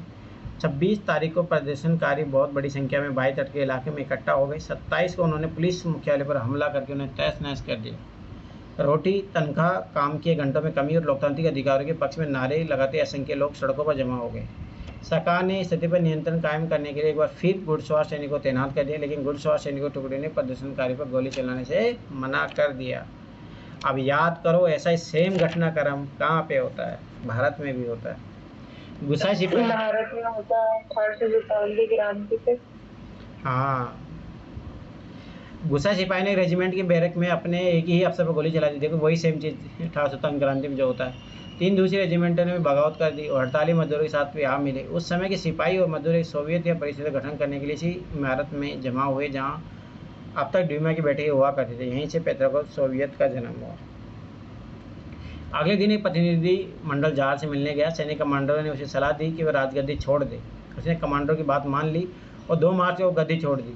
सोवियत और ड्यूमा के नेताओं ने देश का शासन चलाने के लिए एक अंतिम सरकार बना ली। तय किया गया कि रूस के भविष्य के बारे में फैसला लेने की जिम्मेदारी संविधान सभा को सौंप दी जाए। यार तो भारत में भी सेम वही चीज़ है। और उसका चुनाव सार्वभौमिक वैश्विक मताधिकार के आधार पर किया जाए। ये भी भारत में सेम चीज़ था। फरवरी 1917 में राजशाही गद्दी से हटाने वाली क्रांति का झंडा पेट्रोग्राद की जनता के हाथों में था। सोवियत मतलब रूस के स्थानीय स्वशासी संगठन। अब फिर अक्टूबर में जाके आगे क्रांति होगी। फरवरी क्रांति में महिलाओं का क्या योगदान था उसके बारे में बताया गया है यहाँ पे। महिला कामगार अक्सर अपने पुरुष सहकर्मियों को प्रेरित करती रहती थी। लॉरेंस टेलीफोन फैक्ट्री में मार्फा वासिलेवा ने लगभग अकेले ही एक सफल हड़ताल का अंजाम दिया था। उस दिन सुबह को महिला दिवस समारोह के मौके पर महिला कामगारों ने पुरुष कामगारों की लाल पट्टियाँ बांधी थी। याद रखना, देखो लाल मजदूर। इसके बाद मिलिंग मशीन ऑपरेटर का काम करने वाली मार्फा वासिलेवा ने काम रोक दिया और आनन फानन हड़ताल का आह्वान कर डाला। काम पर मौजूद मजदूर उसके समर्थन को पहले ही तैयार थे। फॉरमैन ने इस बारे में प्रबंधकों को सूचित कर दिया था और उसके लिए पाव रोटी भिजवाई। उसने पाव रोटी तो ले ली, लेकिन काम पर लौटने से इनकार कर दिया। जब प्रशासक ने उसे पूछा कि वह काम क्यों नहीं करना चाहती, तो उसने उलट पलट कर जवाब दिया कि जब बाकी सारे भूखे हो तो मैं अकेले पेट भरने की नहीं सो सकती। देखो यहाँ से पता लगता है सामाजिकता। ये तो लोगों को क्या फर्क पड़ता है, बाहर भी जाओ, भूखा मरा मरे। मार्फा के समर्थन से फैक्ट्री के दूसरे विभाग में काम करने वाली महिलाएं भी इकट्ठी हो गई और धीरे धीरे बाकी सारी औरतों ने भी काम रोक दिया। जल्द ही पुरुषों ने औजार जमीन पर डाल दिए, पूरा हुजूम सड़क पर निकल आया। फरवरी के बाद अब क्या हुआ कि ताकि अक्टूबर में वापस एक क्रांति होनी पड़ी। अंतिम सरकार में सैनिक अधिकारी, भूस्वामी और उद्योगपति प्रभावशाली थे। अब देखो यहाँ पे इसीलिए बोला जाता है ना, सबका प्रतिनिधित्व तो नहीं होगा तो फिर दिक्कत होगी। देखो यहाँ से सीधा एग्जाम्पल मिलता है। उनमें उदारवादी और समाजवादी जल्दी निर्वाचित सरकार का गठन चाहते थे। जनसभा करने और संगठन बनाने लगी पाबंदी हटा ली गई। हालांकि निर्वाचन का तरीका सब जगह एक जैसा नहीं था, लेकिन पेट्रोग्राद सोवियत की तर्ज पर सब जगह सोवियतें बना ली गई।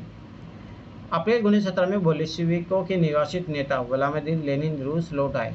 लेनिन के नेतृत्व में बोल्शेविक 1914 से युद्ध को विरोध कर रहे थे। उनका कहना था कि अब सोवियत को सत्ता अपने हाथों में ले लेनी चाहिए, लेकिन चाहिए लेनिन ने बयान दिया कि युद्ध समाप्त किया जाए, सारी जमीन किसानों के हवाले की जाए और बैंकों का राष्ट्रीयकरण किया जाए। याद रखना ये काम किसने किया था? इंदिरा गांधी ने। तो ये सिमिलर सारी चीज़ें आपको एक जैसी दिखेगी।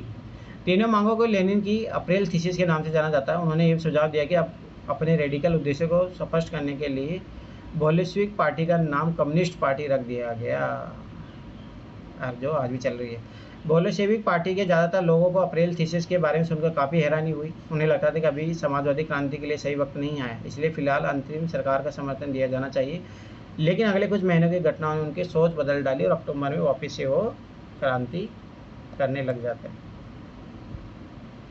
गर्मी में मजदूर आंदोलन और फैल गया। औद्योगिक इलाकों में फैक्ट्री कमेटियां बनाई गई। इन कमेटियों के माध्यम से मजदूर फैक्ट्री चलाने के मालिकों के तौर तरीकों पर सवाल खड़ा करने लगे।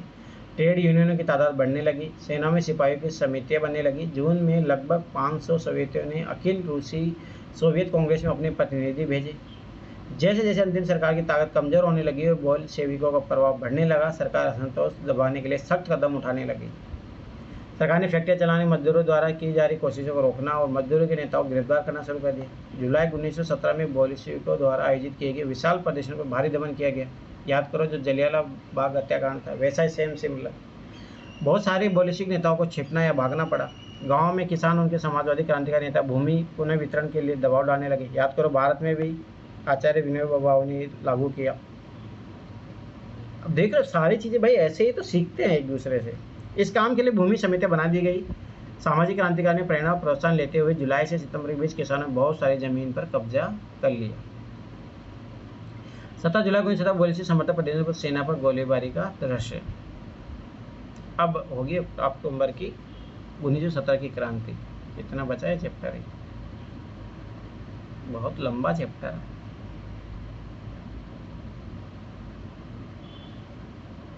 कोई नहीं, कल कर लेंगे सर।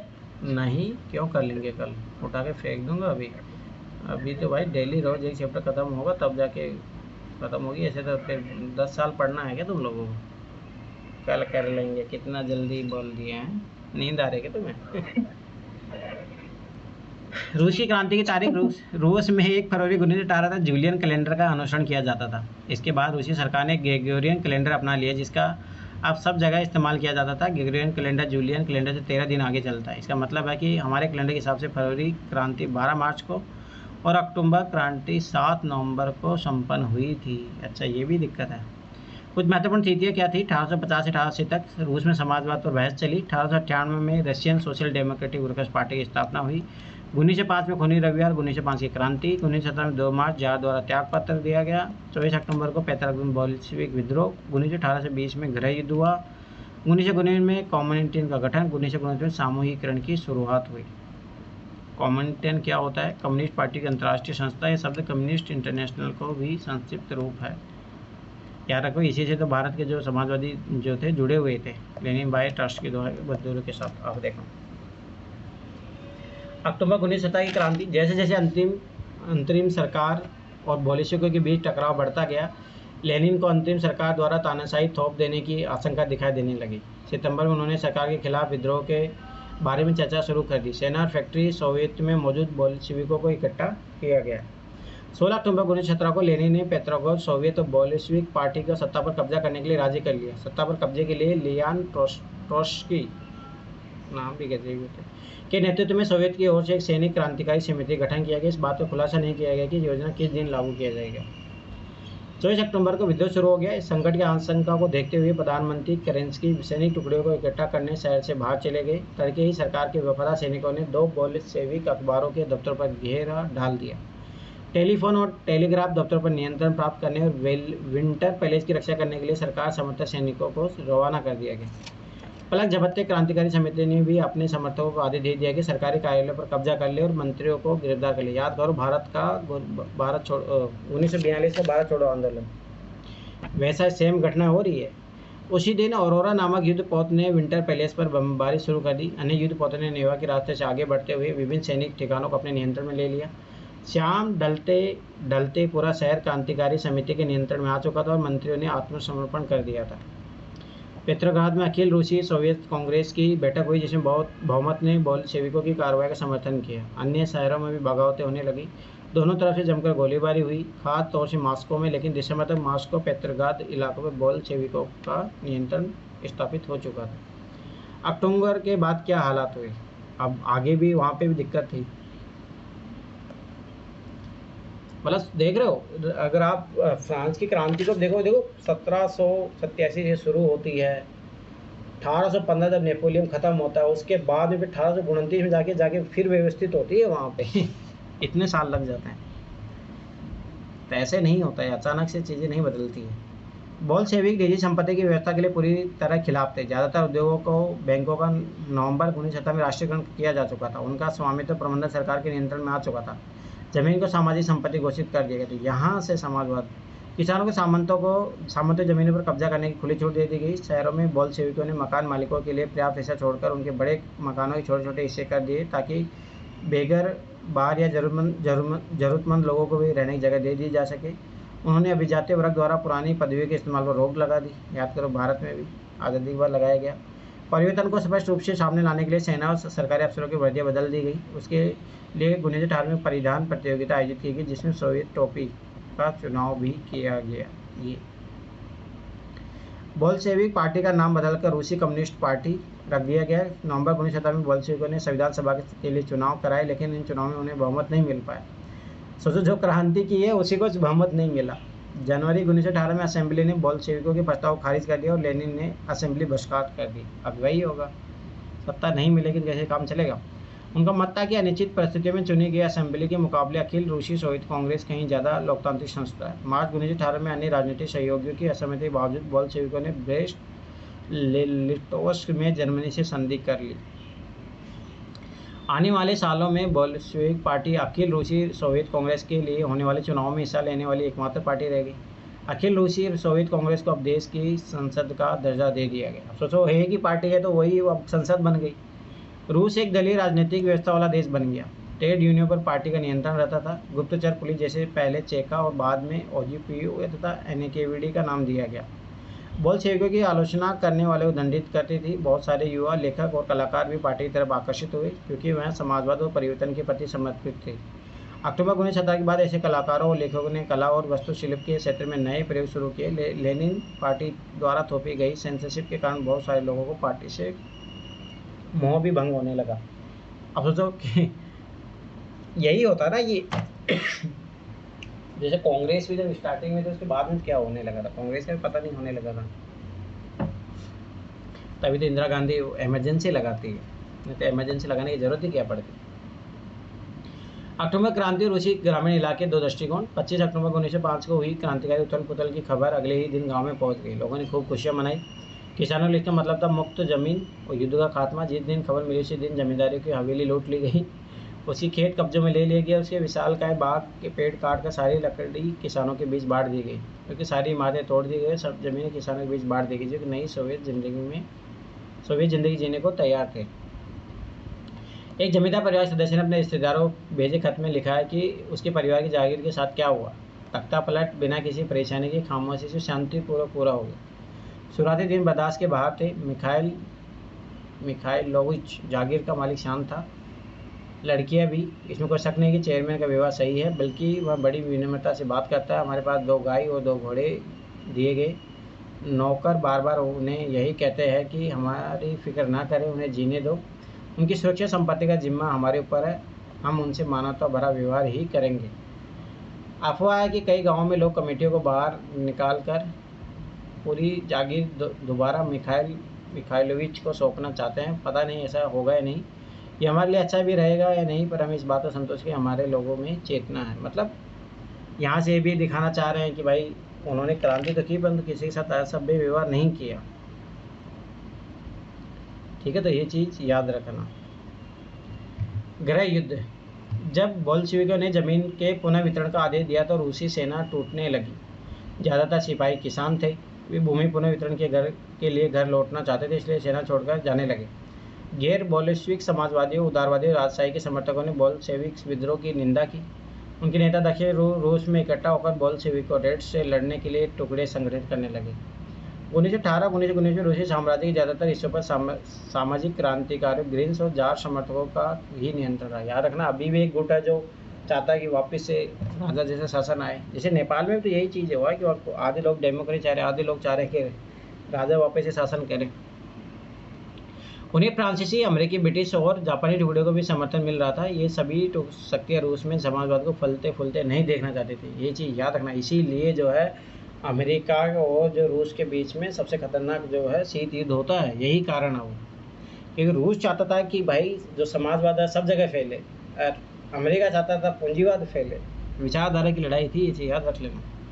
इन टुकड़ियों और बोल्शेविकों के बीच चल रहे गृह युद्ध के दौरान लूटमार, डकैती और भुखमरी जैसी समस्या बड़े पैमाने पर फैल गई।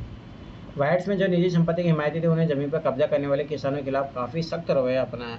उनकी इन हरकतों के कारण जो गैर बोल्शेविकों के प्रति जन समर्थन और तेजी से घटने लगा। जनवरी 1920 तक भूतपूर्व रूसी साम्राज्य के ज़्यादातर हिस्सों पर बोल्शेविकों के नियंत्रण कायम हो चुका था। उन्हें गैर रूसी राष्ट्रवादियों और मुस्लिम जिद्दियों की मदद से ये कामयाबी मिली थी। जहाँ रूसी उपनिवेशवादी ही बोल्शेविक विचारधारा के अनुयायी बन गए थे, वहाँ यह मदद काम नहीं आ सकी। मध्य एशिया स्थित खीवा में बोल्शेविक उपनिवेशों ने समाजवाद की रक्षा के नाम पर स्थानीय राष्ट्रवादियों को बड़े पैमाने पर कत्लेआम किया। ऐसे हालात में बहुत सारे लोगों के समझ में नहीं आ रहा था कि बोल्शेविक सरकार क्या चाहती है। आंशिक रूप से इसी समस्या से निपटने के लिए ज़्यादातर गैर रूसी राष्ट्रीयताओं को सोवियत संघ USSR दिसंबर 1922 में रूसी साम्राज्य में बोल्शेविकों द्वारा स्थापित किया गया राज्य के अंतर्गत राजनीतिक स्वायत्तता दे दी गई। लेकिन क्योंकि बोल्शेविकों ने स्थानीय सरकारों पर कई अलोकप्रिय और सख्त नीतियाँ जैसे घुमंतवाद की रोकथाम की कड़ी कोशिश की। घुमंतवाद याद रखना, जो भारत में भी थे, जो इधर उधर घूमते रहते थे, थोप दी गई। इसलिए विभिन्न राष्ट्रीयताओं को विश्वास जीतने के प्रयास आंशिक रूप से सफल हो गए। अब ये क्या दिया है भाई? अक्टूबर क्रांति मध्य एशिया 2 दृष्टिकोण। एमएन रो याद रखना, ये भारतीय संविधान के मतलब विचारक थे कि जैसे संविधान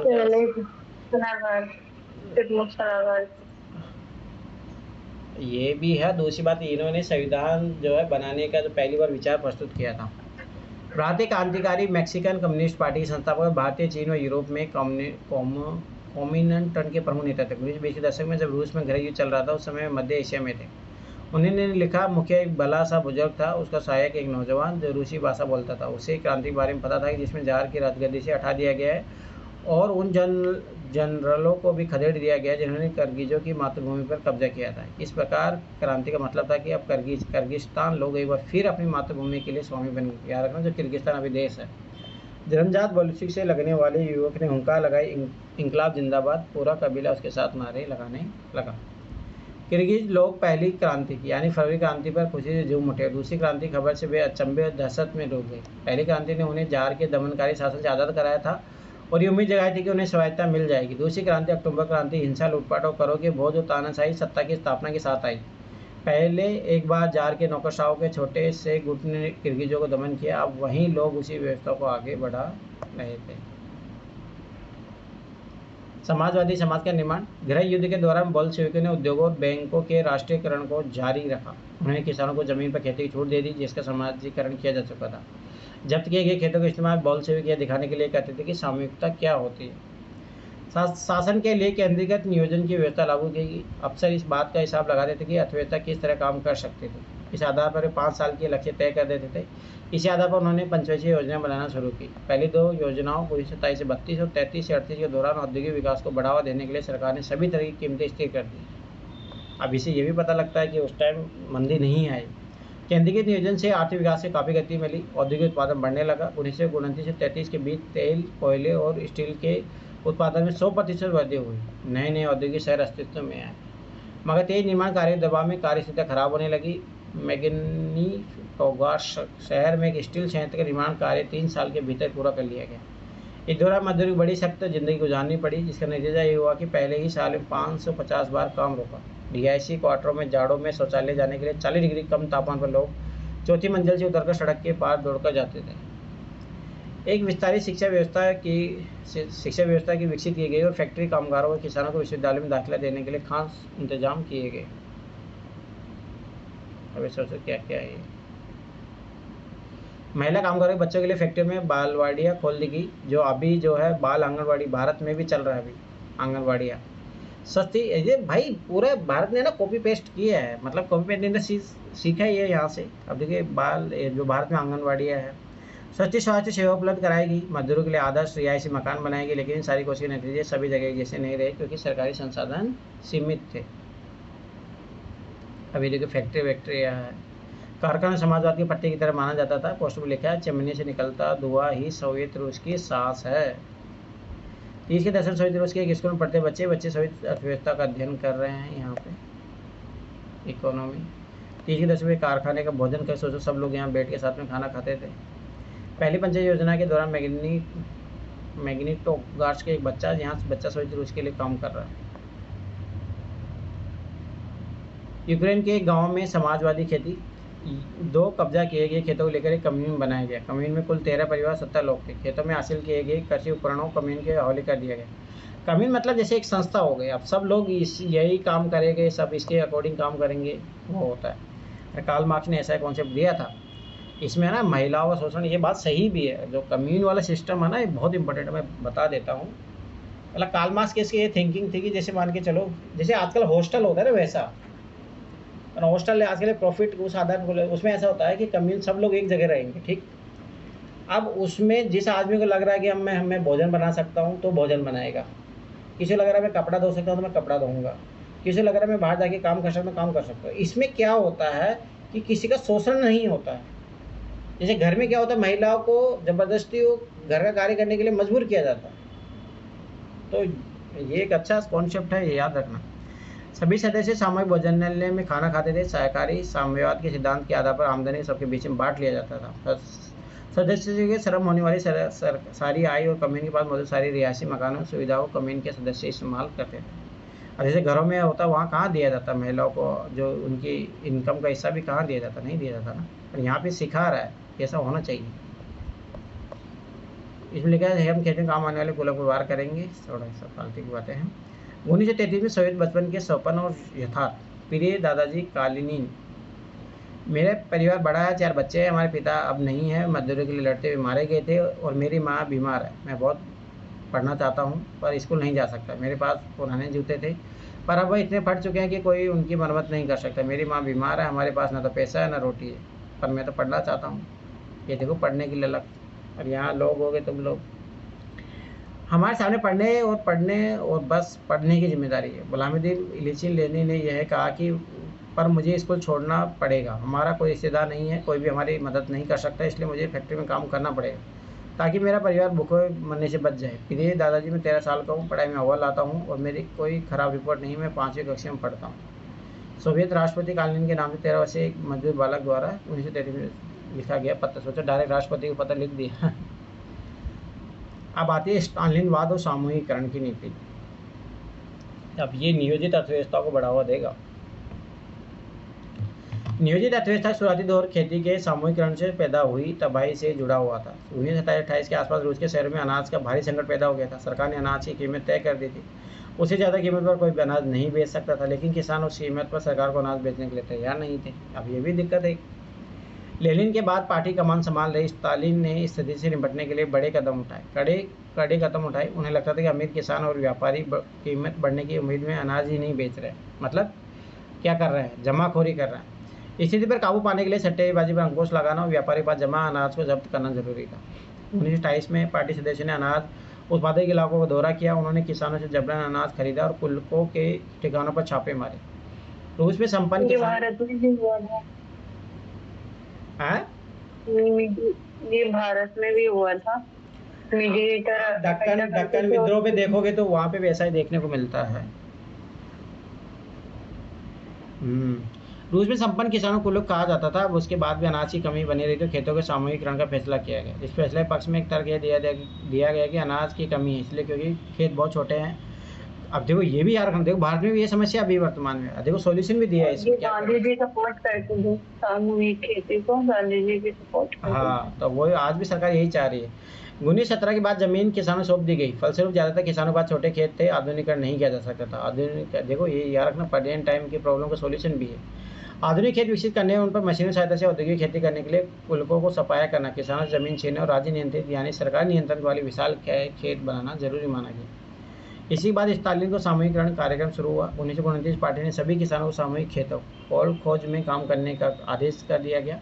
ज़्यादातर जमीन और साझा सम्मान सामूहिक खेतों के स्वामित्व में सौंपे गए। सभी किसान सामूहिक खेतों पर काम करते थे और पोल खोज के मुनाफे को सभी किसानों के बीच बांट दिया जाता था। इस फैसले से गुस्साए किसानों ने सरकार का विरोध किया और वे अपने जानवरों को खत्म करने लगे। 1929 से 1931 के बीच मवेशियों की संख्या में 1/3 कमी आ गई। सामूहिकरण के विरोध करने वालों को सख्त सजा दी जाती थी। बहुत सारे लोगों को निर्वासन या देश निकाल दे दिया गया। सामूहिकरण का विरोध करने वाले किसानों का कहना था कि वे न तो अमीर हैं न समाजवाद के विरोधी, वे बस विभिन्न कारणों से सामूहिक खेती पर काम नहीं करना चाहते। स्टालिन सरकार ने सीमित स्तर पर स्वतंत्र किसानी की व्यवस्था भी जारी रहने दी, लेकिन ऐसे किसानों को कोई खास मदद नहीं दी जाती थी। सामूहिकरण के बावजूद उत्पादन में नाटकीय वृद्धि नहीं हुई, बल्कि 1930 और 33 की खराब फसल के बाद भी सोवियत इतिहास का सबसे बड़ा अकाल पड़ा, जिसमें 40 लाख से ज़्यादा लोग मरे। तो भारत में भी याद करो कितने लोग मरते थे।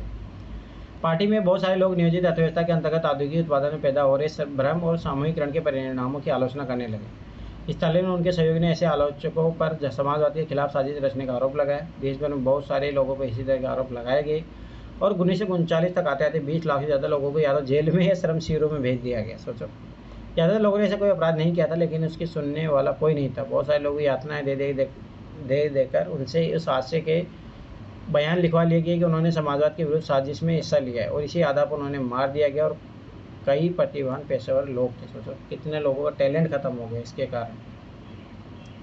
विशाल सामूहिक फर्म में काम करने के लिए जुटे किसान होते। अब देखो, मतलब सामूहिकरण के मतलब खेत किसी के नहीं होंगे, सरकार के। सब लोग वहाँ आके काम करो, बस जिसकी जितनी जरूरत है ले जाओ और सब राज्य को सौंप दो। सामूहिकरण के विरोध और सरकार की प्रतिक्रिया सरकारी विवरण है। इस साल फरवरी के दूसरे पखवाड़े से यूक्रेन के विभिन्न क्षेत्रों में किसानों ने बड़े पैमाने पर विद्रोह की तैयारी। याद रखना, यूक्रेन अभी भी गेहूं के उत्पादन में सबसे बड़ा क्षेत्र है और यूक्रेन जो है पूरे यूरोप को खाना खिलाता है अभी। इसीलिए यूरोप के जो लोग हैं यूक्रेन का सपोर्ट कर रहे हैं। ये स्थिति सामूहिकरण के क्रियान्वयन के दौरान पार्टी के निचले कार्यकर्ता द्वारा पार्टी लाइन को ठीक से लागू नहीं किए जाने और गर्मियों में होने वाली कटाई की तैयारी का परिणाम। बहुत थोड़े से समय में उपरोक्त क्षेत्रों में चली रही गतिविधियां आसपास के इलाकों में फैल गई। सबसे आक्रामक विद्रोह सीमावर्ती इलाकों में हुए। विद्रोही किसान ज़्यादा जोर इस बात पर है कि सामूहिकरण के कारण उनसे छीन लिया गया अनाज, मवेशी और औजार उन्हें लौटा दिया जाए। 1 फरवरी 15 मार्च के बीच 25,000 गिरफ्तारियाँ हो चुकी थी। 656 को मृत्युदंड किया गया। 3,673 को श्रम शिविरों में बंद कर दिया गया और 5,580 को देश से निकाला किया गया। यूक्रेन राज्य पुलिस प्रशासन के प्रमुख के एम कार्लसन द्वारा कम्युनिस्ट पार्टी केंद्रीय समिति की भेजी गई रिपोर्ट उसके आधार बता रहे हैं। अब देखिए, ये कोई काम का नहीं होता, बस ये है कि उस समय की जो परिस्थिति होती है उसका कैसा था और रियलिटी में क्या था उसके मतलब प्रूफ के बेस में दिया रहता है। ये एक ऐसे किसान द्वारा लिखा गया पत्र जो सामूहिक खेत में काम नहीं करना चाहता था। अब ये क्यों नहीं काम करना चाहता, बस इससे ये जानने को मिलता है। मैं स्वाभाविक रूप से खेती करने वाला किसान हूँ। मेरा जन्म 1879 में हुआ था। मेरे परिवार में 6 सदस्य हैं। मेरी पत्नी की पैदाइश 1871 की है। मेरा बेटा, देखो यहाँ पे एक चीज़ नोटिस करो, महिलाओं की एज कम ही होती थी और आज भी भारत में ये चीज़ चलती है। मेरा बेटा 16 साल का, 2 बेटे 19 साल की है। तीनों बच्चे स्कूल जाते हैं। मेरी बहन 31 साल की है। 1932 से मेरे ऊपर इतने भारी कर थोप दिए गए कि उन्हें चुकाना असंभव हो। 1935 में स्थानीय अफसरों ने करवोरी बढ़ा दी। मैं इतना कर नहीं चुका पाया। मेरी सारी संपत्ति कुर्क कर ली गई। मेरा घोड़ा, गाय, बछड़ा, भेड़, मेमने, सारे औजार, फर्नीचर और घर की मरम्मत के लिए रखी लकड़ी सब कुछ कुर्क करके बेच डाला। 1936 में उन्होंने मेरी 2 इमारतें बेच दी। कोलखोज में उन्होंने खरीद भी लिया। 1936 में मेरी दोनों झोपड़े में से एक बेच दी गई और दूसरी जब्त कर लिया गया। तो यहाँ पे ये भी दिखाया गया कि कितना भारत में भी यही होता था सर अंग्रेजों के टाइम। अच्छा, खत्म होने पे आया, टेंशन मतलब मेरा गला भी जाम होने जा रहा है। रूसी क्रांति और सोवियत संघ का वैश्विक प्रभाव, ये इम्पोर्टेंट जो उधर अपन देखे थे वही सेम चीज़। तो एक क्वेश्चन तो आपका यही बन जाएगा आज। ठीक है, इसका वैश्विक प्रभाव क्या रहा, तो एक क्वेश्चन आपका ये बनेगा, याद रखना ये चीज़। बॉक्स में क्या दिया हुआ है, रूसी क्रांति से प्रेरित होने वाले बहुत सारे भारतीय विद्यार्थियों में कई ने कम्युनिस्ट विश्वविद्यालय में शिक्षा प्राप्त की। 1920 के दशक में भारत में भी कम्युनिस्ट पार्टी गठन कर लिया गया। इस पार्टी के सदस्य सोवियत कम्युनिस्ट पार्टी संपर्क में रहते थे। कई महत्वपूर्ण भारतीय राजनीतिक एवं सांस्कृतिक व्यक्तियों ने सोवियत प्रयोग में दिलचस्पी ली और वहाँ का दौरा किया। रूस जाने वाले भारतीय जवाहरलाल नेहरू, रविन्द्रनाथ टैगोर भी थे, जिन्होंने सोवियत समाज के बारे में लिखा। भारतीय लेखन में सोवियत रूस की अलग अलग छवियाँ दिखाई देती है। हिंदी में R.S. अवस्थी ने 1920 की Russian revolution, Lenin is his life and his thoughts और द रेड रिवोल्यूशन नामक किताबें लिखी। उनके अलावा H.D. विद्यालंका ने the rebirth of Asia, the society state of Asia नामक पुस्तक लिखी। बंगाली छोड़ो, कोई मतलब नहीं है, पर हाँ याद रखना कि ये इम्पोर्टेंट हो जाएगा। तो कल आपको एक क्वेश्चन तो यही लिखना है।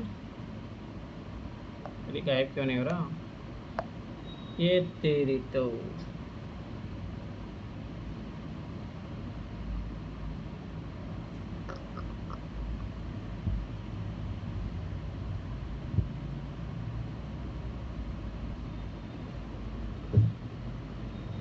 ये भी हैंग होने लग गया, बोल दिया कि छोड़ दो बच्चों को, माफ कर दो।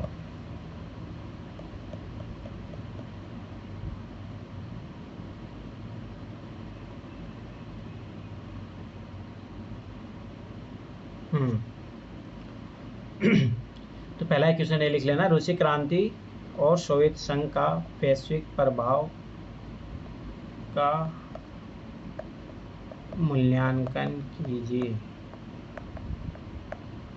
ठीक है, तो ये क्वेश्चन ये हो गया पहला क्वेश्चन आपका। बोल्शेविकों ने जिस तरह सत्ता पर कब्जा किया और जिस तरह उन्होंने शासन चलाया उसके बारे में यूरोप की समाजवादी पार्टियां बहुत सहमत नहीं थी, लेकिन मेहनत कशों के राज्य की स्थापना की संभावना ने दुनिया भर के लोगों में एक नई उम्मीद जगा दी थी। बहुत सारे देशों में कम्युनिस्ट पार्टियों का गठन किया गया, जैसे इंग्लैंड में communist party of great Britain की स्थापना की गई। बोल्शेविकों ने उपनिवेश की जनता को भी उनके रास्ते का अनुसरण करने के लिए प्रोत्साहित किया। सोवियत संघ के अलावा भी बहुत सारे देशों के प्रतिनिधियों ने conference of the peoples of the state और बोल्शेविकों के द्वारा बनाए गए कम्युनिटन, मतलब ये क्या होते थे, बोल्शेविक समर्थक समाजवादी पार्टियों का अंतर्राष्ट्रीय महासंघ में हिस्सा लिया गया। कुछ विदेशियों को सोवियत संघ की communist university of the workers of the state में शिक्षा दी गई। जब दूसरा विश्व युद्ध शुरुआत तब तक सोवियत संघ की वजह से समाजवाद को वैश्विक पहचान हैसियत मिल चुकी थी, लेकिन 50 के दशक तक देश के भीतर भी लोग ये समझने लगे थे कि सोवियत संघ की शासन शैली रूसी की क्रांति के आदर्श के अनुरूप नहीं है। विश्व समाजवादी आंदोलन भी इस बात को मान लिया गया कि सोवियत संघ में सब कुछ ठीक ठाक नहीं चल रहा है। एक पिछड़ा हुआ देश महाशक्ति बन चुका था, उसके उद्योग और खेती विकसित हो चुके थे और गरीबों को भोजन मिल रहा था, लेकिन वहाँ के नागरिकों को कई तरह की आवश्यक स्वतंत्रता नहीं दी जा रही थी और विकास परियोजनाओं को दमनकारी नीतियों के बल पर लागू किया गया था। 20वीं सदी के अंत तक एक समाजवादी देश के रूप में अंतर्राष्ट्रीय स्तर पर सोवियत संघ की प्रतिष्ठा काफ़ी कम रह गई थी। हालांकि वहाँ लोग अभी भी समाजवाद के आदर्श को सम्मान करते थे, लेकिन सभी देशों में समाजवाद के बारे में विविध प्रकार से व्यापक पुनरुच्चार भी किया जाने लगा। सोवियत देश में एक भारतीय 1920 में अपनी ज़िंदगी में पहली बार हम लोग एशियाओं के साथ मुक्त भाव से मिलते बतियाते देख रहे थे। जब हमने रूसियों को देश के बाकी लोगों के साथ सहज भाव से घुलते मिलते देखा तो हमें यकीन हो गया कि हम सच्ची समानता की दुनिया में आ पहुँचे। हमें स्वतंत्रता सही मायने में साकार होती दिखाई दे रही है। प्रतिक्रांतिकारियों और साम्राज्यवादियों की हरकतों से पैदा हुई गरीबी के बावजूद लोग बाग पहले से ज़्यादा खुश है और संतुष्ट दिखाई दे रहे हैं। क्रांति ने उनमें आत्मविश्वास और निर्भरता भी भर दी है। 50 अलग अलग राष्ट्रीयताओं के लोगों के बीच मानवता का असली भाईचारा यही साकार होने वाला है। जाति या धर्म की कोई सीमा उन्हें एक दूसरे के साथ घुलने मिलने से नहीं रोक रही थी। हर जीव एक कुशल वक्ता बना दिया गया। वहाँ मजदूर, किसानों, सिपाही सभी को पेशेवर वक्ता की तरह बहस करते हुए देख सकते हैं। मतलब बता रहा है कि उनकी क्रांति, रूस की क्रांति से क्या प्रभाव है। प्रतिक्रांति मतलब क्रांति विरोधी। रूस से रविन्द्रनाथ टैगोर 1930, जब रविन्द्रनाथ टैगोर रूस घूमने जाते हैं तो वहाँ देखते हैं क्या बताते हैं, मार्स को बाकी यूरोपीय राजधानियों के मुकाबले कम साफ सुथरा दिखाई देता है। सड़क पर भागम भाग में लगा कोई व्यक्ति बहुत स्मार्ट नहीं लगता। सारी जगह मजदूरों की है। यहाँ आम जनता रईसों के साये में किसी तरह दबती दिखाई नहीं देती। जो लोग सदियों से नेपथ्य में छिपे हुए थे आज सामने आ खड़े हुए हैं। मैं अपने देश के किसानों मजदूरों के बारे में सोचने लगा। मेरे सामने जो कुछ था उसे देखकर लगता है कि यह अरेबियन नाइट्स के किसी जिन की करामात है। यहाँ मैच एक दशक पहले ये हमारे लोग जितने ही अनपढ़, लाचार, भूखे थे। ये देखकर जैसे अभागे हिंदुस्तानी से ज़्यादा अचंभा और भला किसको होगा। इन लोगों ने इतने थोड़े से सालों में अज्ञानता और बेसहारेपन की पहाड़ को उतार फेंका। मतलब रूस में जो क्रांति हुई ना वो बहुत फास्ट हुई है, ये चीज़ याद रखना। तो एक क्वेश्चन तो मैं वही दे ही दिया था, एक और क्वेश्चन लिख लो बस। उसकी समझ आती राजनीतिक हालत में नहीं पहले कैसे थे, लेकिन के स्तर पर भिन्न थी। पूरी चतन जारी शासन क्यों समाप्त हो गया, हाँ सुनो। रूस, दूसरा क्वेश्चन है, रूस एवं फ्रांस की क्रांति का तुलनात्मक अध्ययन कीजिए, इससे दोनों चैप्टर का रिवीजन हो जाएगा आपका। ठीक है, तो कल मिलेंगे, कल ही तीसरा चैप्टर शुरू होगा। चलो ठीक है, बाय बाय, सो जाओ अब जाके।